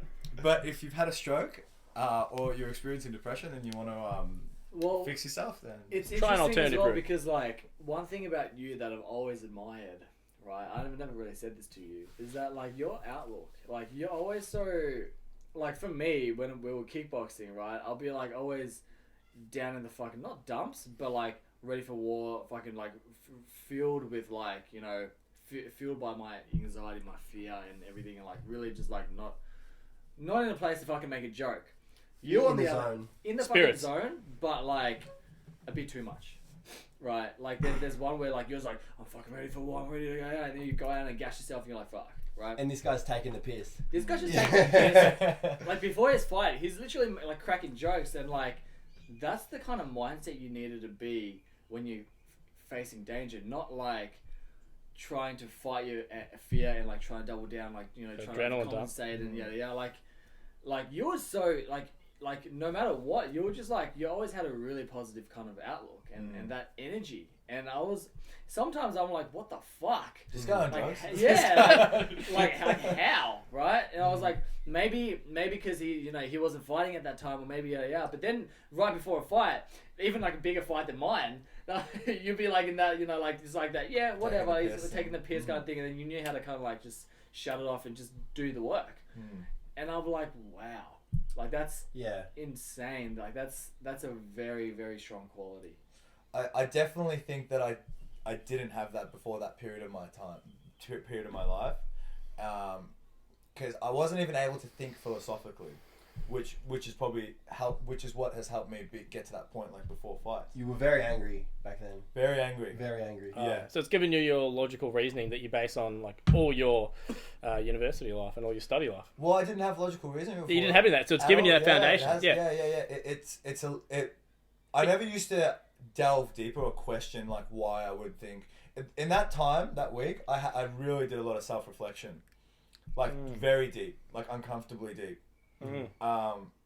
Like I hated myself. It was like I wanted to die. When I say I question my existence, I'm like, I was thinking about like, well, how am I alive? How do I know I'm really alive? Like, how do we, you know what I mean? Like in that week. Yeah, and then real deep. That quality of like, meta-analysis and like thinking deep and question blah blah blah, that's what stuck with me and was what gave me the ability to form like proper thoughts and sentences and logical, rational reasoning and things like that. So you got broken down, then you built it back up again. Yeah. It's interesting to think about that, right? Like some adults you see, you know how like some adults you come across are just fucking overgrown babies. Yes. Like it's interesting to see that because okay, you've done the work, right? You've actually allowed yourself to challenge your own beliefs and like challenge fucking everything you knew, including your existence, right? And then you were able to break through that kind of that bubble or the shit you knew, right? But some people don't do that. Most people don't do that. Most people they grow through life with their like they you know they turn to an adult carrying all the fucked up kind of views they have from their traumas, whatever. They never gets fucking dealt with, and then they go through life and they become an adult with actual responsibilities, and then that's where you kind of see the real fucked up views and the real stuff, and it's like the real closed minded. Like you can't really converse with those kind of people, and then they have kids and they teach bring all their traumas into that kid, and then it's just like a flow-on effect, that kind of generational thing. That's what I was talking about. Be open to challenge your own, you know, challenge the way you think, and be open to thinking about things. The maximum out of your self-development from fighting. Yeah. And you carry that fighter's mindset onto everything else. And it seems from the outside, it seems that you've applied it real well to your current project and what you're doing. Yeah. It's massive. And I want to hear about that because like there's obviously not everyone, people start businesses and all that, but I suppose not everyone might have the can-do attitude. I don't want to like sum it up as a can-do attitude, but as a, you know, that drive, the fighter's drive behind it. So like give me some insight on that. Yeah, man. Especially in startups. So I've, you know, running a tech startup been running it for I think a little over 2 years. Like legally got founded, but before that it was a few years of just like two guys running around trying to talk to as many people as you can with a crazy idea. And what actually is sorry, I should have started with what actually is the business like? Zilio guys. Zilio, so when you like shop and on subscribe, follow. Like and subscribe, fucking buy everything. No, there's nothing to buy. There's nothing to buy. It's actually just give us your money. It's actually free for everyone. So, you know when you shop online for clothes, right? You like it's a guessing game. You never really know how things are gonna fit. You kind of know, but you don't really know, especially with jeans. Especially like you really gotta go into the stores and try things on, right? And it's the reason why a lot of people don't actually buy online. I hate shopping online. I hate shopping online. I fucking hate shopping online. Like it just never works out. Like I'm waiting a week, two sometimes for the delivery that I'm really excited about. I put it on. Freaking fits me like a crop top or like freaking like, you know, a pajama wear. Like it's and then what? And now I'm gonna send it back. I don't send it back. I just freaking use it as like a tablecloth. Yeah, it's such a waste. It takes 2 weeks to send it back. It takes 2 weeks. A month to get it back. They make it so hard to like return. And that emotional toll, like for me, I'm like, I'm so excited about my new t-shirt, right? Yeah. Like now there's just fucking bullshit. So it's a massive problem, and it's a massive problem in the industry for fashion labels, like the, you know, up to 30, like 1 in 3 things get returned that's bought online. Only 3% of all online traffic is actually converted into sales. Wait, what? Think about it like that's that, right? Crazy. Like if you have a fucking restaurant, 100 people sit down, and 97 people like leave, you don't have a business. That is crazy. And think about the money that actually goes back into receiving it. From you know, you're losing. Yeah, you're losing out. Most returns don't make it back on the shelves, right? They're just not resellable. Yeah. And the number for that, I think it's more than 50%. It's crazy. Wow, the losses you would take. Yeah, and think about that, right? Say if you're trying to be competitive and you're trying to give free returns, you know, offer free returns, and free delivery, right? You send it out for free. You return. You know, you have to cop that return charge, so you don't actually make money off that. You've actually lost like I don't know, $15-20 off that thing. On top of that, sometimes you can't even sell it. You just got to throw it away or burn it. Like, you know, put it in places where they burn it. And they do that. Yeah, so either it gets ends up in landfill or they get burnt. Fuck. Surely they could just like. So like there's channels where you can do secondhand shit. Yeah. Just chuck it in a box and sell it to everyone for $5-10. So there's channels for that. Yeah. Like I think ASOS and Iconic is starting to do that. They're like the DFO kind of stuff. Yeah. Where it's kind of perfect but not really perfect. Yeah. There's channels for that, but most things, it ends up in the landfill. That's crazy. And the delivery, like the delivery emissions is fucked as well. If you want to talk about sustainability, but it's fucking crazy. I'll give you guys a really cool stat. Right, the CEO of ASOS once said if they can reduce their returns by 1%, they would increase their profits by $16 million instantly. What? A year? 16 million? Yeah, and this was back in 2012. And it's only gone through the roof since then. Yeah, 2012, their net revenue was only 57 million. So you can see how much of returns, like it's... What's their value now? Jamie, can we look that up? ASOS? Billions every year. Billions every year. So imagine that on a larger scale. They're 16 million has become now. Are they an international company? I think so. I think they're not from Australia. 12.2 billion net worth. 12.2 billion network. You could just imagine. Shout out ASOS. Shout out ASOS. Shout out ASOS. Sponsor. Shout out Zilio for about to sort ASOS's problem. Yeah, so how do you solve the problem? So we've come up with a platform. Zilio offers fashion labels a platform that lets their shoppers basically see exactly how clothes would fit on their body with their own 3D avatar.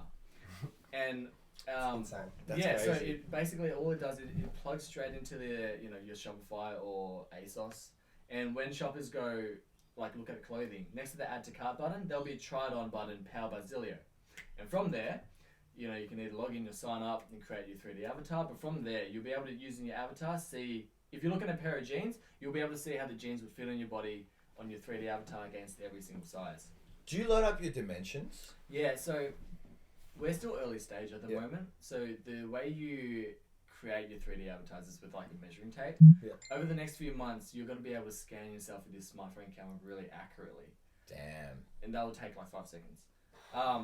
So yeah, you do have to load up your measurements for now because we're just in that pilot kind of stage. Just to kind of, just test the waters and see if we're going down the right path. Thing is, the reason, like, it's such a big problem, right? Like, it's a bit of an arms race. I'm not gonna lie. It really is. It's like a gold rush. Oh, right? who can do it first? But you can't. Is anything else like that out? There are. People have tried to solve this. But there's two kind of sides to it. The technology is not really there in the world. It doesn't exist. That's why it was so hard for us to get started. We were like, if you can dress yourself in a freaking video game, surely you'll be able to dress yourself with your freaking camera, like with your own wardrobe or something, right? You can't really, like on a scalable, like it's just too complex.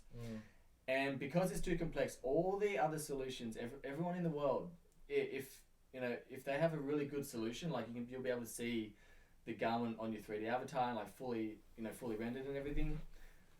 It's so complex that it's been impossible for them to roll it out across the industry to make an impact.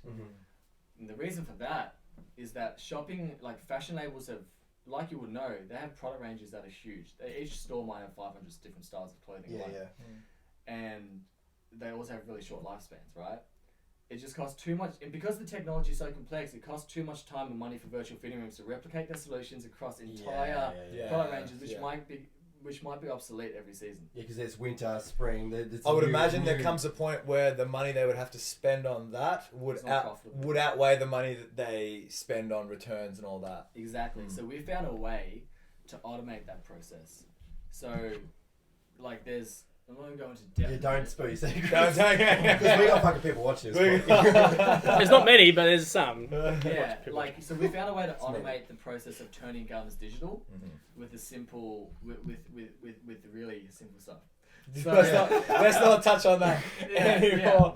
But that means that when we actually launch commercially, we can onboard entire product ranges and fashion labels super fast and very low cost. Yeah. Hey guys, my name is Anthony Kwok.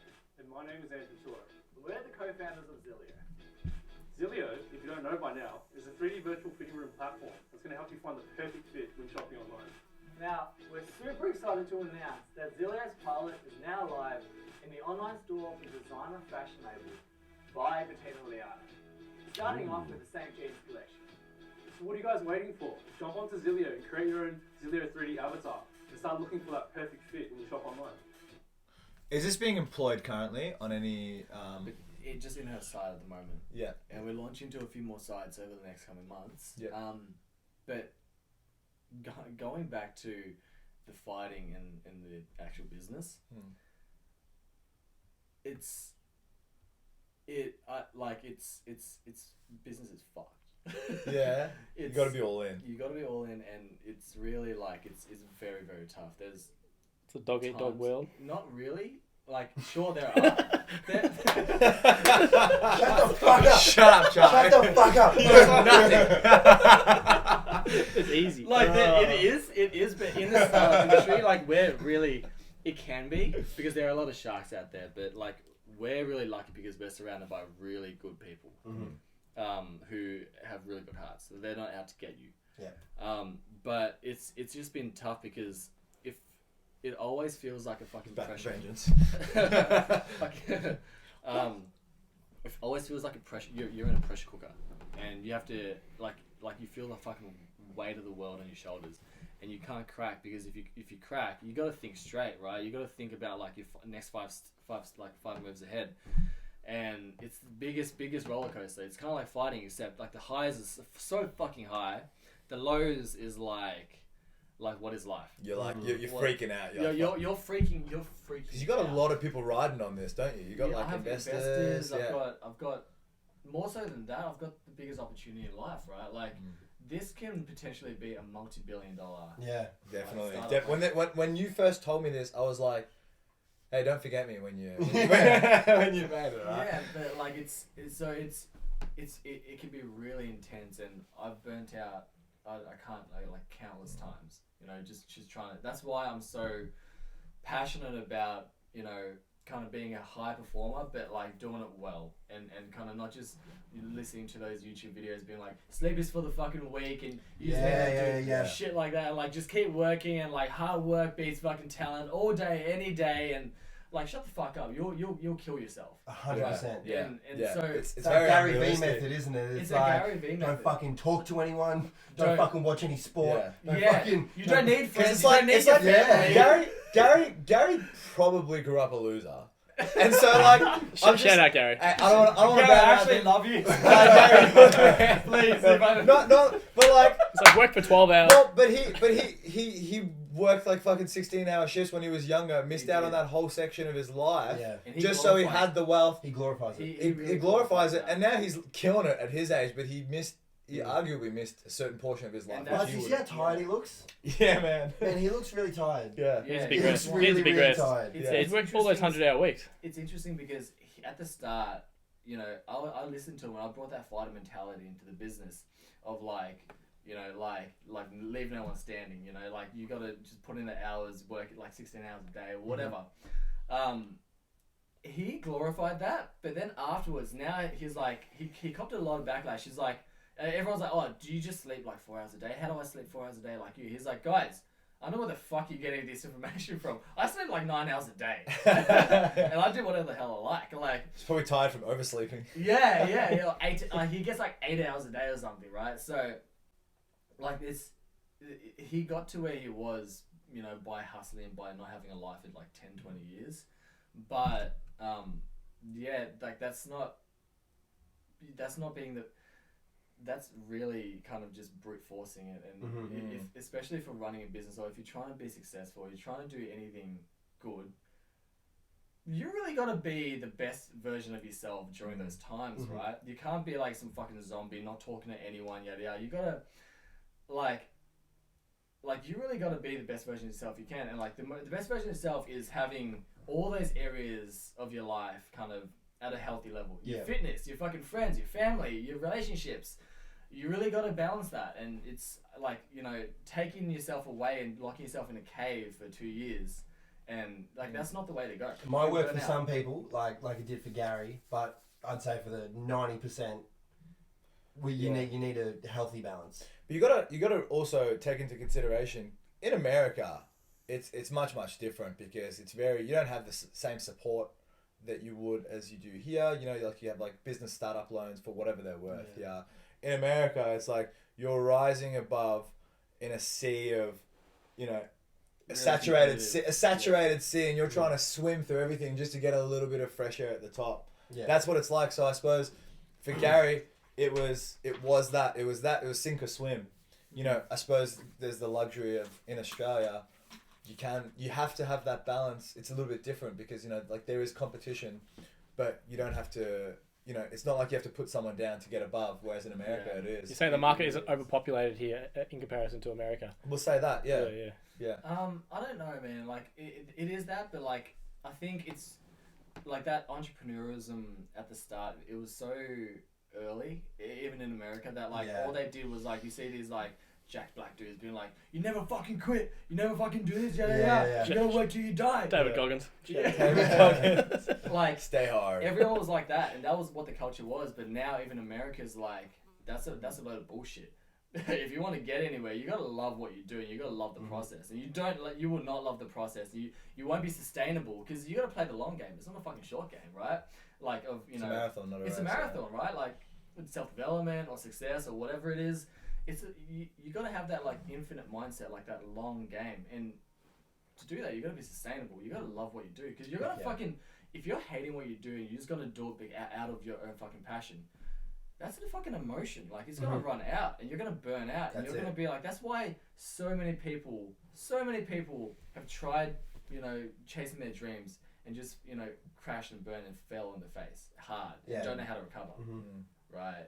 Like it's just. I suppose that's what makes separates the, you know, the big boys from the other little ones. boys. Little boys. They will say that. Separates the men from the boys. Men from the boys. That's the one, because it's about figuring out a way to incorporate it into your life. It is. At the start, you can work like 60 hours a week, 80 hours a week. Like it's to get that ball rolling. Just know that it's not going to be fucking sustainable. Yeah, you're gonna have a family eventually. You want to have a life. You want to reap the rewards of your hard work. You know, the fruits of your labor. The thing is, a lot of people, it might go into a bit of a rabbit hole, but a lot of people are like, I'll be happy once I get that $1 billion check. I'll be happy once I sell my startup. That's so true. We speak about that a lot. Everyone just wants to be at the destination, and they're like, it's really not. They're just drowning out. Really they're drowning out from A to B. They're drowning that point out, and it's like you can live a whole life, and you're at the end, and still not get there. Yeah. Or if you get there, then you'll be like, now what? Like, right? Like, where's my fucking happiness? That's why so many millionaires are depressed. Yeah, that's right. It's all about the journey, not the destination. Yeah. Like, journey is the destination every time. Every time. Man, like you really gotta like be, you know, love what you do, or like be happy in where you are now, or create a life where you can be happy now. And then when you freaking, you know, rich and successful, that's just gonna be amplified. But if you're doing it out of you know, and I was doing it for a long time like this, but like, and it took me a while to kind of figure it out. But if you're doing it out of, you know, self-esteem issues, like, I want to, you know, be respected, it's really kind of like surface level. Like you're not going to be, when you get there, you're still going to have those self-esteem issues. You're going to have a bigger bank balance. You need to have a plan. Like, you need to set intentions and like what it is you want out of what you're doing. Your purpose. Your whys. And realize when you get there. Yeah. Because otherwise, it's like you haven't really done it for a reason. If you know what I mean. Well, it's like, that's why I kind of stress you really gotta, to be the best version of yourself, to be able to be the most capable. You gotta really have like all those areas of your life nailed. You gotta have good, you know, make sure you put some time with your relationship with friends, your family, your girlfriend or whatever, right? Your fitness. Set some time aside to grow, to meditate, to read a fucking book, right? Don't just work 80 hours a week and hopefully that will give you the happiness that you want, because that's not true, right? And it's all about the journey. I don't know how we started talking about this. Balance is very important though, like, because even in fighting, because like what you say about burning out, it's the same thing in fighting. Like, a lot of fighters will have like a short burst where they blow up and they're big and everything, and they stop seeing their friends on Friday, Saturday nights, and then like they start, like, it gets very miserable, and then you think, well, what am I doing it for?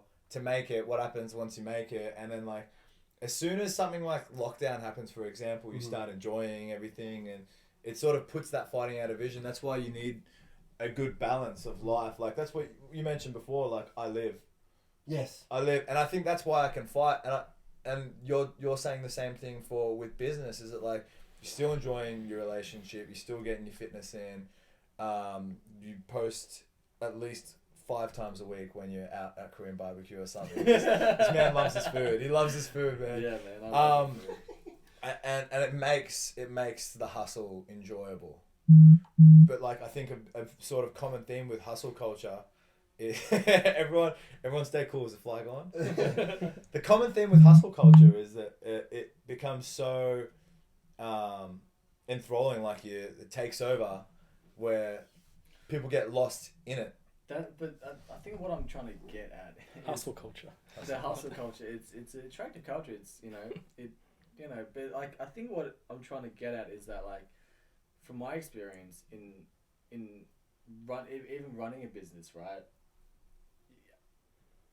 People work so hard that they get so tunnel vision, and then their fitness goes down the drain, their happiness goes down the drain, and they're running off adrenaline, right? And their stress goes up. You know, when your stress goes up, you've lost 50% of your IQ pretty much, right? You're not performing it, yeah. Right? How the fuck are you gonna run a business in that state? How are you gonna do anything good in that state? How are you gonna have a proper conversation and like actually show your charisma and show the best side of you, and actually open those fucking doors and give yourself those opportunities? You can't. You gotta really. That's why I just kind of stress, like, to be the best version of yourself you can. Like, you gotta have all those areas. If you're just in a cave hustling away, maybe they'll get you from point A to point B, but make sure you have a plan to, because you know that that's like, you gotta have a plan. You gotta know that that's not sustainable. Okay. Also, locking yourself away from people. I find most of the times I've ever had success is from conversing with intelligent people. Like, you know what I mean? Like, you'd probably pick up an idea from having a chat with someone that you wouldn't otherwise if you're locking yourself away, working your ass off. Well, networking. Networking. Yeah, that's right. Don't get me wrong. I mean, sometimes you need to lock yourself away. I might be. Oh fuck yeah! No, absolutely. You do need to lock yourself. I locked myself away for years in a freaking cave of kickboxing, or at the start of the startup. But it's about knowing when you take the foot off the gas. It really is. It really is. And I don't think that culture really tells you that. I think it's just like, work until you get there. Work like that until you get there. A lot of it says do the work, but it doesn't have any exit plan. There's no exit plan. Yeah. But interestingly, like Charlie mentioned David Goggins. I have read his book, Can't Hurt Me. And it has like, it'll say a section of like what happened in his life and what he's trying to say in that chapter. And then at the end, it'll have like an optional employ something, and he's like saying, don't be a fucking idiot. You're not going to run a 400-kilometer ultra marathon, but start somewhere. Start somewhere. Set yourself a goal target, 500 meters, 1 kilometer, wherever you think you should start. Manageable. To make your bed. To make your bed in the morning. You don't have to kill it. You just got to start with step something. by step. Basically, just clean your room before you try and change the world. Yeah. That's that's a good start. I think before that though, like what you said, you really got to find your purpose. You got to find your why. People aren't gonna do that if they just to do it. Like, why the fuck do I have to do my bed? Like, well, the thing is, most people are looking in those books and everything to find their why. That's their journey.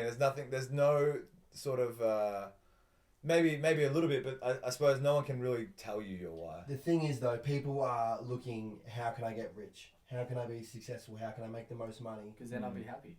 Yeah, exactly. Because then I'll be happy. But we're like doing what you need to find what that is. Yeah. That will fulfill you like that. If they're not happy with themselves now, they're not going to be happy by the time they get there. If they're just going to be rich and unhappy. If you're not happy in general. I think that there's got to be a name for it. I was having this chat with Annie, I think, last night.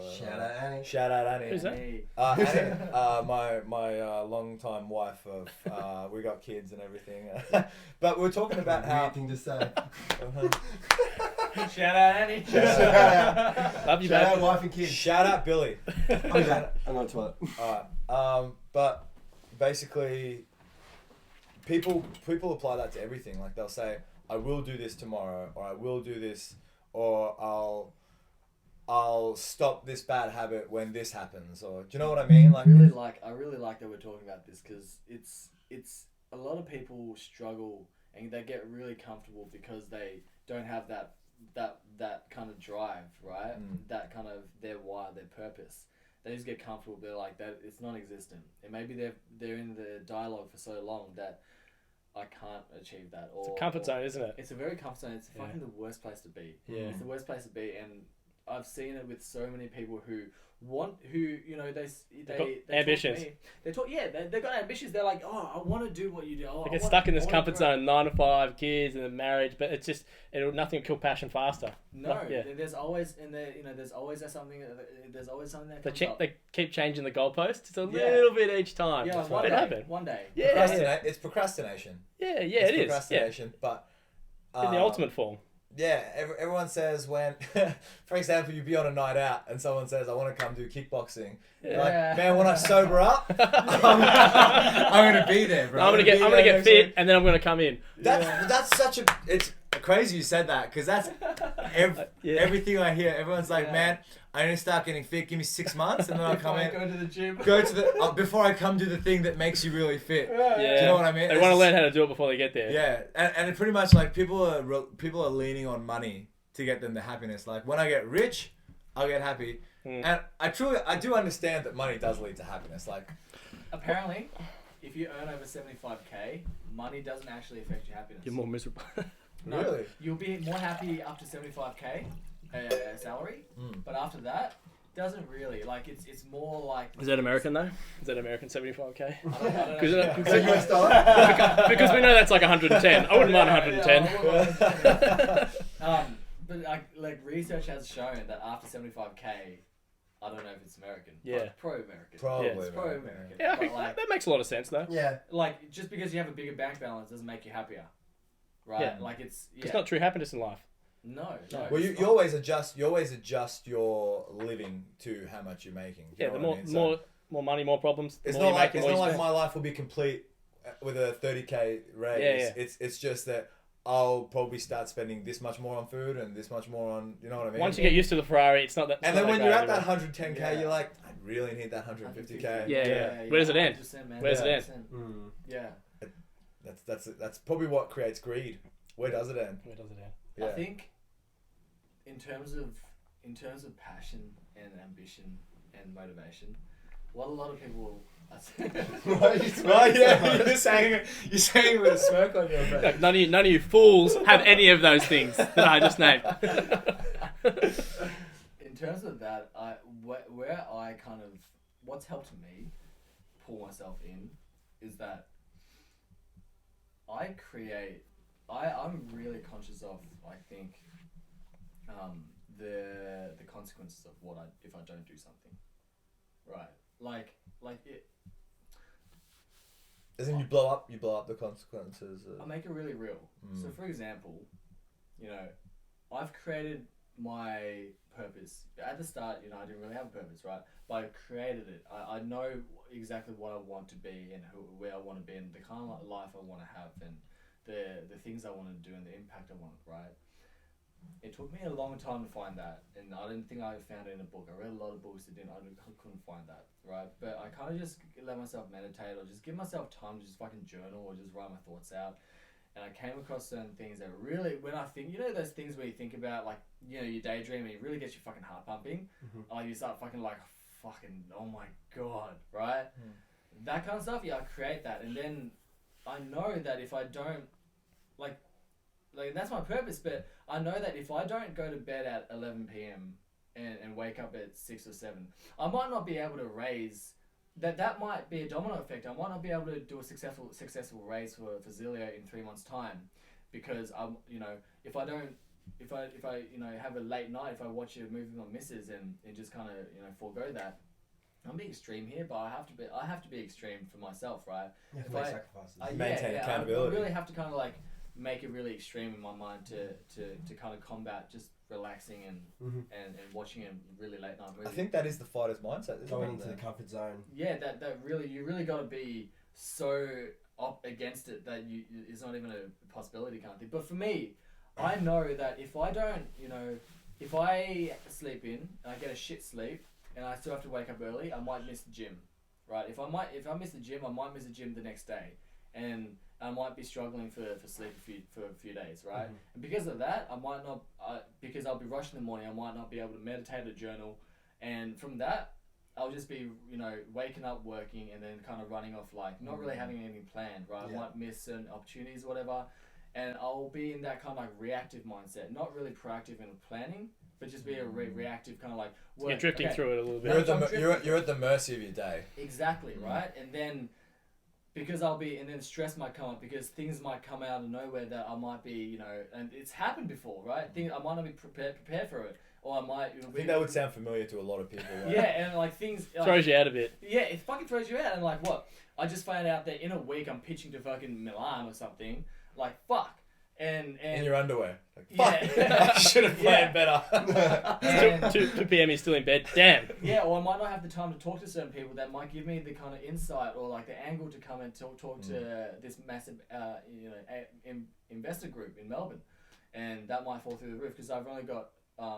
one shot at it, right? There are very real consequences from that one, you know, one small it's gradual movie. So you want to set yourself boundaries. That's such a wolf mindset. Like, think about the amount of times in your day that you just allow yourself to indulge just a little bit too long. Fuck yeah, just slip into absolute comfort. Yeah. And it's that routine that you're sort of saying you need to find your routine, and whether that's wake up, go for a walk, whether that's wake up, meditate, drink a glass of water, whatever that is for that individual person, you got to find your routine. Because like right now, especially with lockdown, people like myself included, just allowing myself to go through the motions. Do you know what I mean? And just you wake up and what's on today? Like I know I'm training, I know I'm doing this, blah blah blah.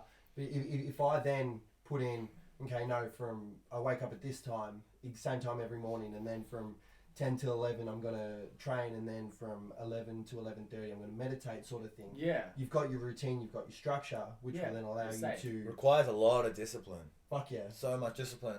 How many times would you say you slipped up, like let's say in the last week?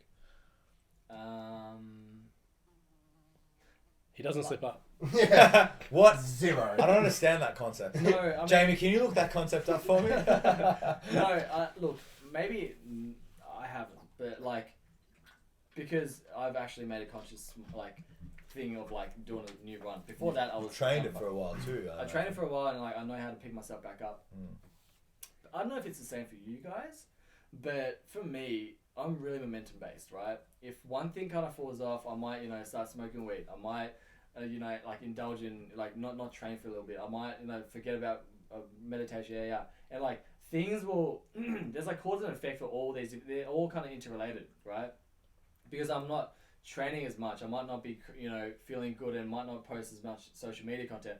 It all kind of so it's like a chain reaction, like a sets a precedent. It's a very chain reaction, especially because like, it's like a habit building, right? You kind of, to have a really high performing or like life, you gotta, do this, and you got to kind of build this habit. Read for like half a day. You got to run. You got to reinforce behaviors. You got to plan. Yeah, exactly. Meal prep, whatever. That's just not really normal. Like it's not really. Yeah, it's not normal. So once something crumbles, everything crumbles, and I'm just comfortable. Yeah. So I don't know about if it's the same for you guys, but it's like that for me. Like 100%. Yeah, 100%. Definitely. So now I'm really conscious of like, how the fuck did I let this happen? Yeah. And I kind of think back, it was that fucking movie. It was that one fucking movie. What the fuck? I'm never watching that movie again. I have. It was 1 star. Like you were allowed to great movie, but fucking 1 star. You went to bed at 1:30 a.m.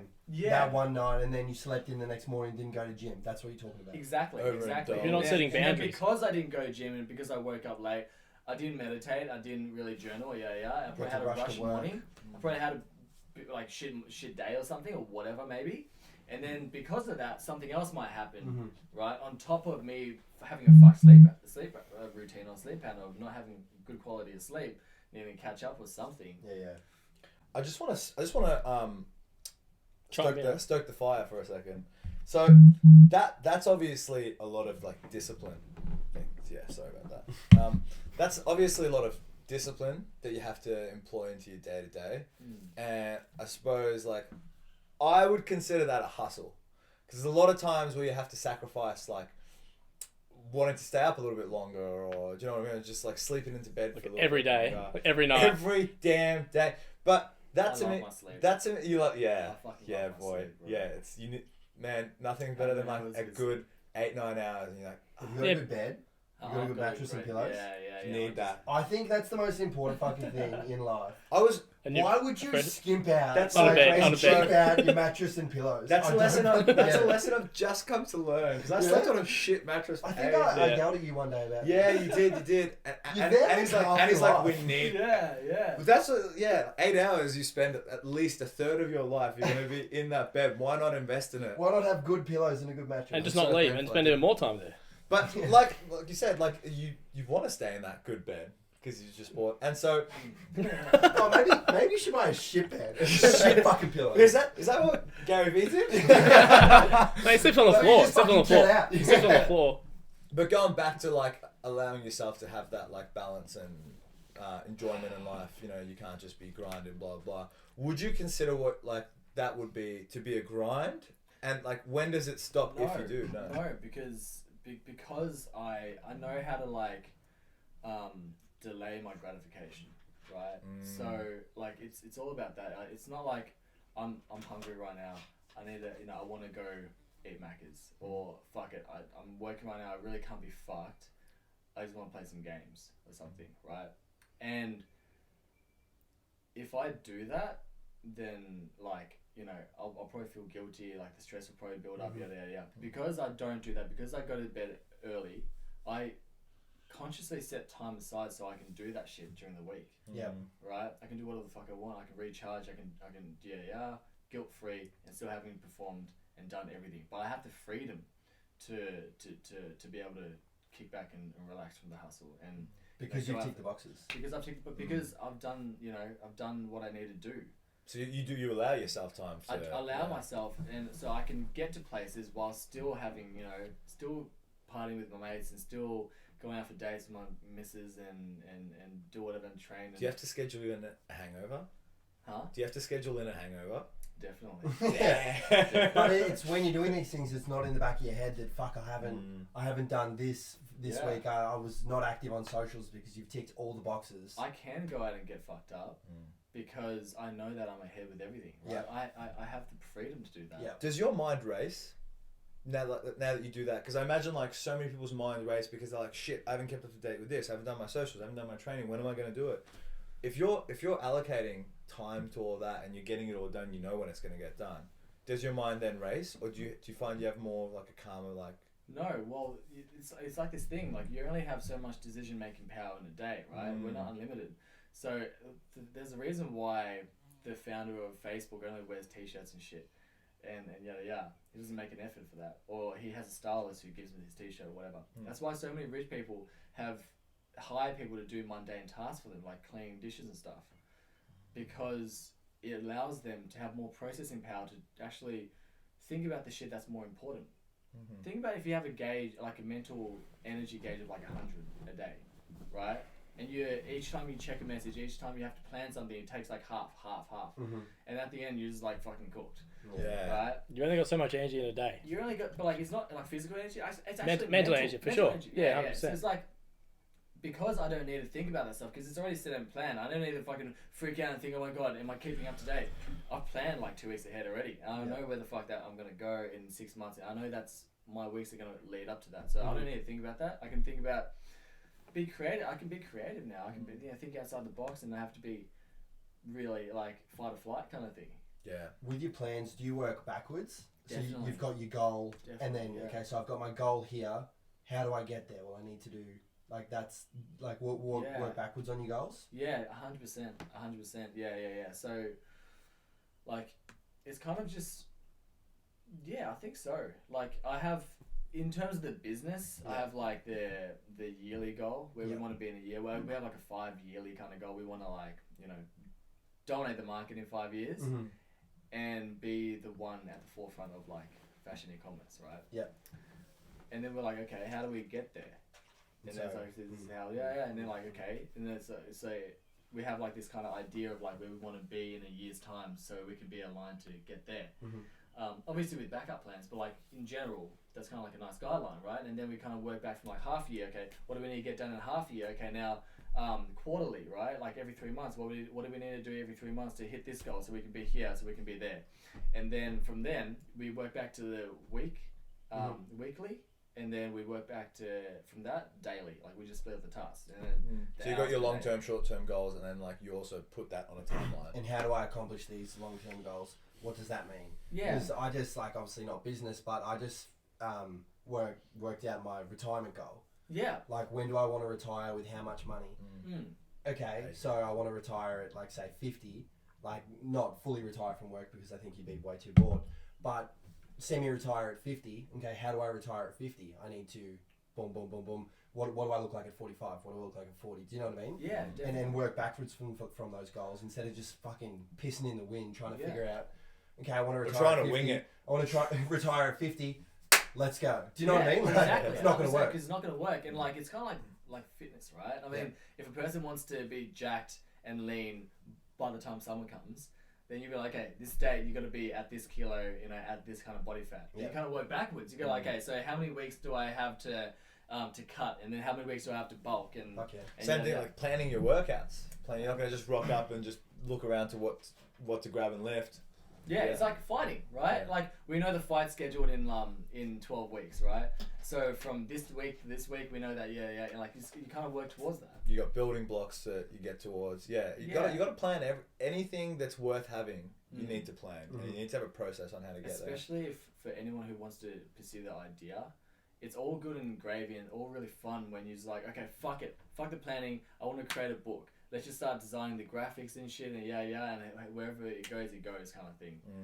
You like that's why so many people end up failing because they've set such a big conceptual goal, like a vision for them that they don't actually know how to get there. And 6 months later, 1 year later, they're still not there, and they haven't really progressed in anything. They've just got really nice graphics and fonts and shit, but nothing's actually really happened. They've gone full circle. Yeah, they've gone full circle. Nothing's actually really moved the needle, and they're like, "Fuck it, maybe this isn't for me." I knew that I'm only destined to be a checkout chick or whatever. Yeah, it's cool. Like the journal thing that you said you do is cool because that's actually a good metric to see if like you're like, all right, day one, this is what I did, and then you go back. Accountability. Accountability, but also like it's hard to put into reference. Yeah, it's hard to reference your timeline, and that's a good tool I find to look back to if you have actually progressed since then. Yeah, 100%. It's important. I think if you don't plan, that's like a sure way to fail. Yeah. Before you've started, kind of thing. So where are you in a year from now? Yeah, what's your 5-year plan, 10-year plan? Tell us about that. Like you personally, not like you can include the business in it, but where are you in a year? Like what does your life look like? I'm.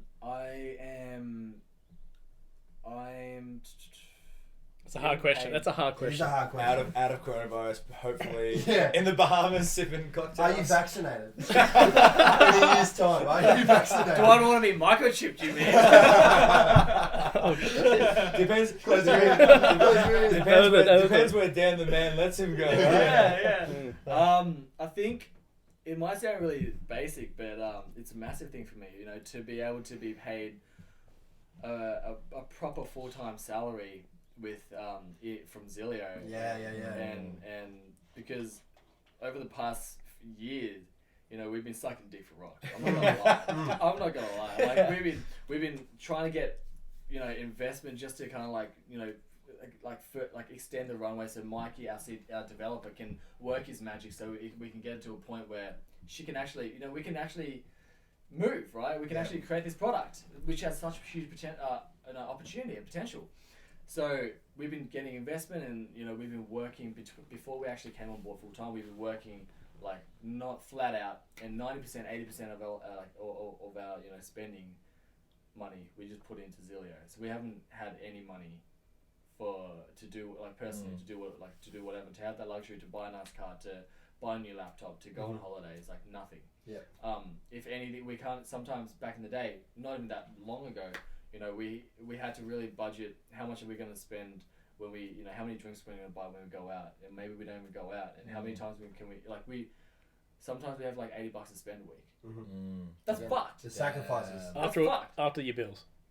I don't really personally. I don't have any bills because I live at home.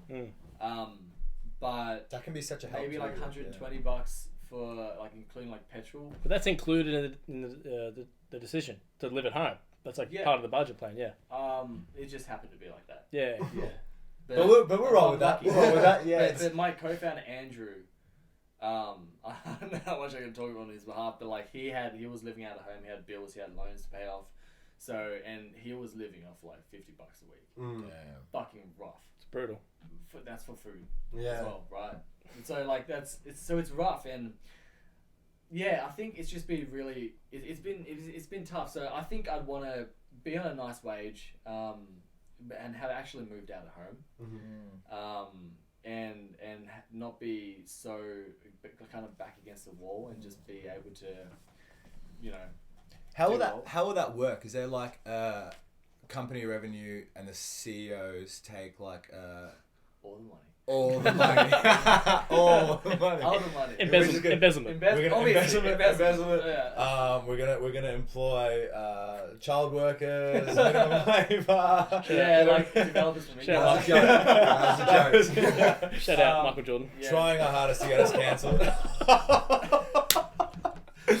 Shout out Nike. Again a joke. It's just it's more like either we get investment or we actually start making our own money. So we're raising $600,000 right now from investors. There's been a bit of a little timeline issue, and we're doing well, but long story short, we're in the running to partner up with a big group in Milan. This like program backed by like Prada, Armani, Valentino. This partnership, they get 8% of the company, and we're in the running for it. So out of 1,500 fashion technology startups, which is a very niche kind of area itself in the world, we're top 20 now. So and like 13 go ahead and work with those guys. But because of that, the timeline's kind of fucking us up a bit. But long story short, either get investment, put some of the salary to ourselves, or we just start making money and go from there. But it seems like a small thing, but it's been our life for years. Almost 2 years, isn't it? Yeah. It's probably the next step forward, because you mentioned about your decision making and stuff like that. Having a set salary will help a lot with not having to make certain decisions like I'll live off $50 a week. Yeah, well, it's kind of like just leading a happier lifestyle, right? Giving me more freedom to do what the fuck I want. And I don't know, man. Like that's where I see myself, and also being able to get back into kickboxing and training and getting an office and you know having that kind of lifestyle that really would The give me office up. is important. Because dude, right now I roll out of bed and I'm in my office. Yeah. Right? Yeah. Like and my co-founder comes, you know, over to the office as well because we're the bubble partners. But no homo. yeah, but yeah, I think that'd be my year goal. Fuck yeah. Are you still taking investors now? We're still taking investment right now. We're working with investors. Do you do sponsors? To close 600. We don't know who this is going to reach, but call to arms. He's taking investors, guys. We're gonna actually drop the Zilio link. If you like what you hear and you see opportunity and you wanna invest in possibly the biggest innovation in 12.2 billion, was it? As he said, In the it could be a tech- multi-billion-dollar company. you'd be silly not to get in if you take investments of any size, Or or is there a minimum? there is a minimum. I asked him this one time. What's the minimum? He's like, wait point. Does he want to say that on camera? Do you actually? Yeah, that's fair enough. If you, but tell us. I can't, Just be without I can't actually say it right now because there's a few different routes we're going. So the minimum can be very low if we don't go with these big investor group right now. We need a small bridging round to get us to the next point before we raise the 600 grand. 600 grand, we're looking for like 50 grand. Yeah. Minimum buy-in. But if we don't go with them for now, then we're probably happy to take a lot more or less. Yeah. Just to kind of get us over there. Yeah, like 45, something like that. 100 will do. Dude, 100 49 now. Don't waste my time, bro. Don't waste my time. And look, we've come to that part. I feel like we could just go forever, but we've come to that part, and it's a very important part, where we need to ask you if you have anything like any closing message like to to give out to anyone listening at home, whoever you have in mind, or like what the moral of your story is? If you were to tell the people one thing, if you want them to know one thing about you, about the world, a quote, a message, what is it? Yeah, I'd say challenge your beliefs, challenge what you know, right? Challenge your own mind, challenge. A lot of people you have, you see the world in a certain way. Kind of just ask yourself why. I mean, like, for me, I thought I was who I was because of how my parents kind of brought me up, right? And they were there how they are because of how their parents brought them up. A lot of those beliefs and values and kind of the perception of the world, it's not really accurate. It's just been thrown down, passed down. And it might, if you have any, drive and ambitions to do whatever, and you find yourself stuck, kind of just go back to be open to changing what you believe and what your values are, and I think kind of learn and try dissect people who have done what you want to do, and try dissect the way they think. There's a reason why the rich gets rich and the poor gets poorer, right? It's all values and mindset, and the way you see money, the way you see relationships, the way you see the world, the way you see business, So, yeah, be open to having a really open mind and learn from the people who have done what you've done, what you want to do. That's it. I think. That's sick. That's sick. We all go and hit it. We all going to the top. We all gonna make it, bro. We all gonna make it. Do this. Let's go. Let's go. Thanks, bro. Thank you for your time, man. That was sick. My man. Thank you for having me, guys. It's been. To our number one fan, Mandy. She's going through a pretty rough time right now. Shout out, Mandy. So we love and appreciate you, and we are all in your corner. Big love. Sending big love from Unlock. Shout out to Jono, our sponsor. Our sponsor, Kickstart Creative. Our first sponsor.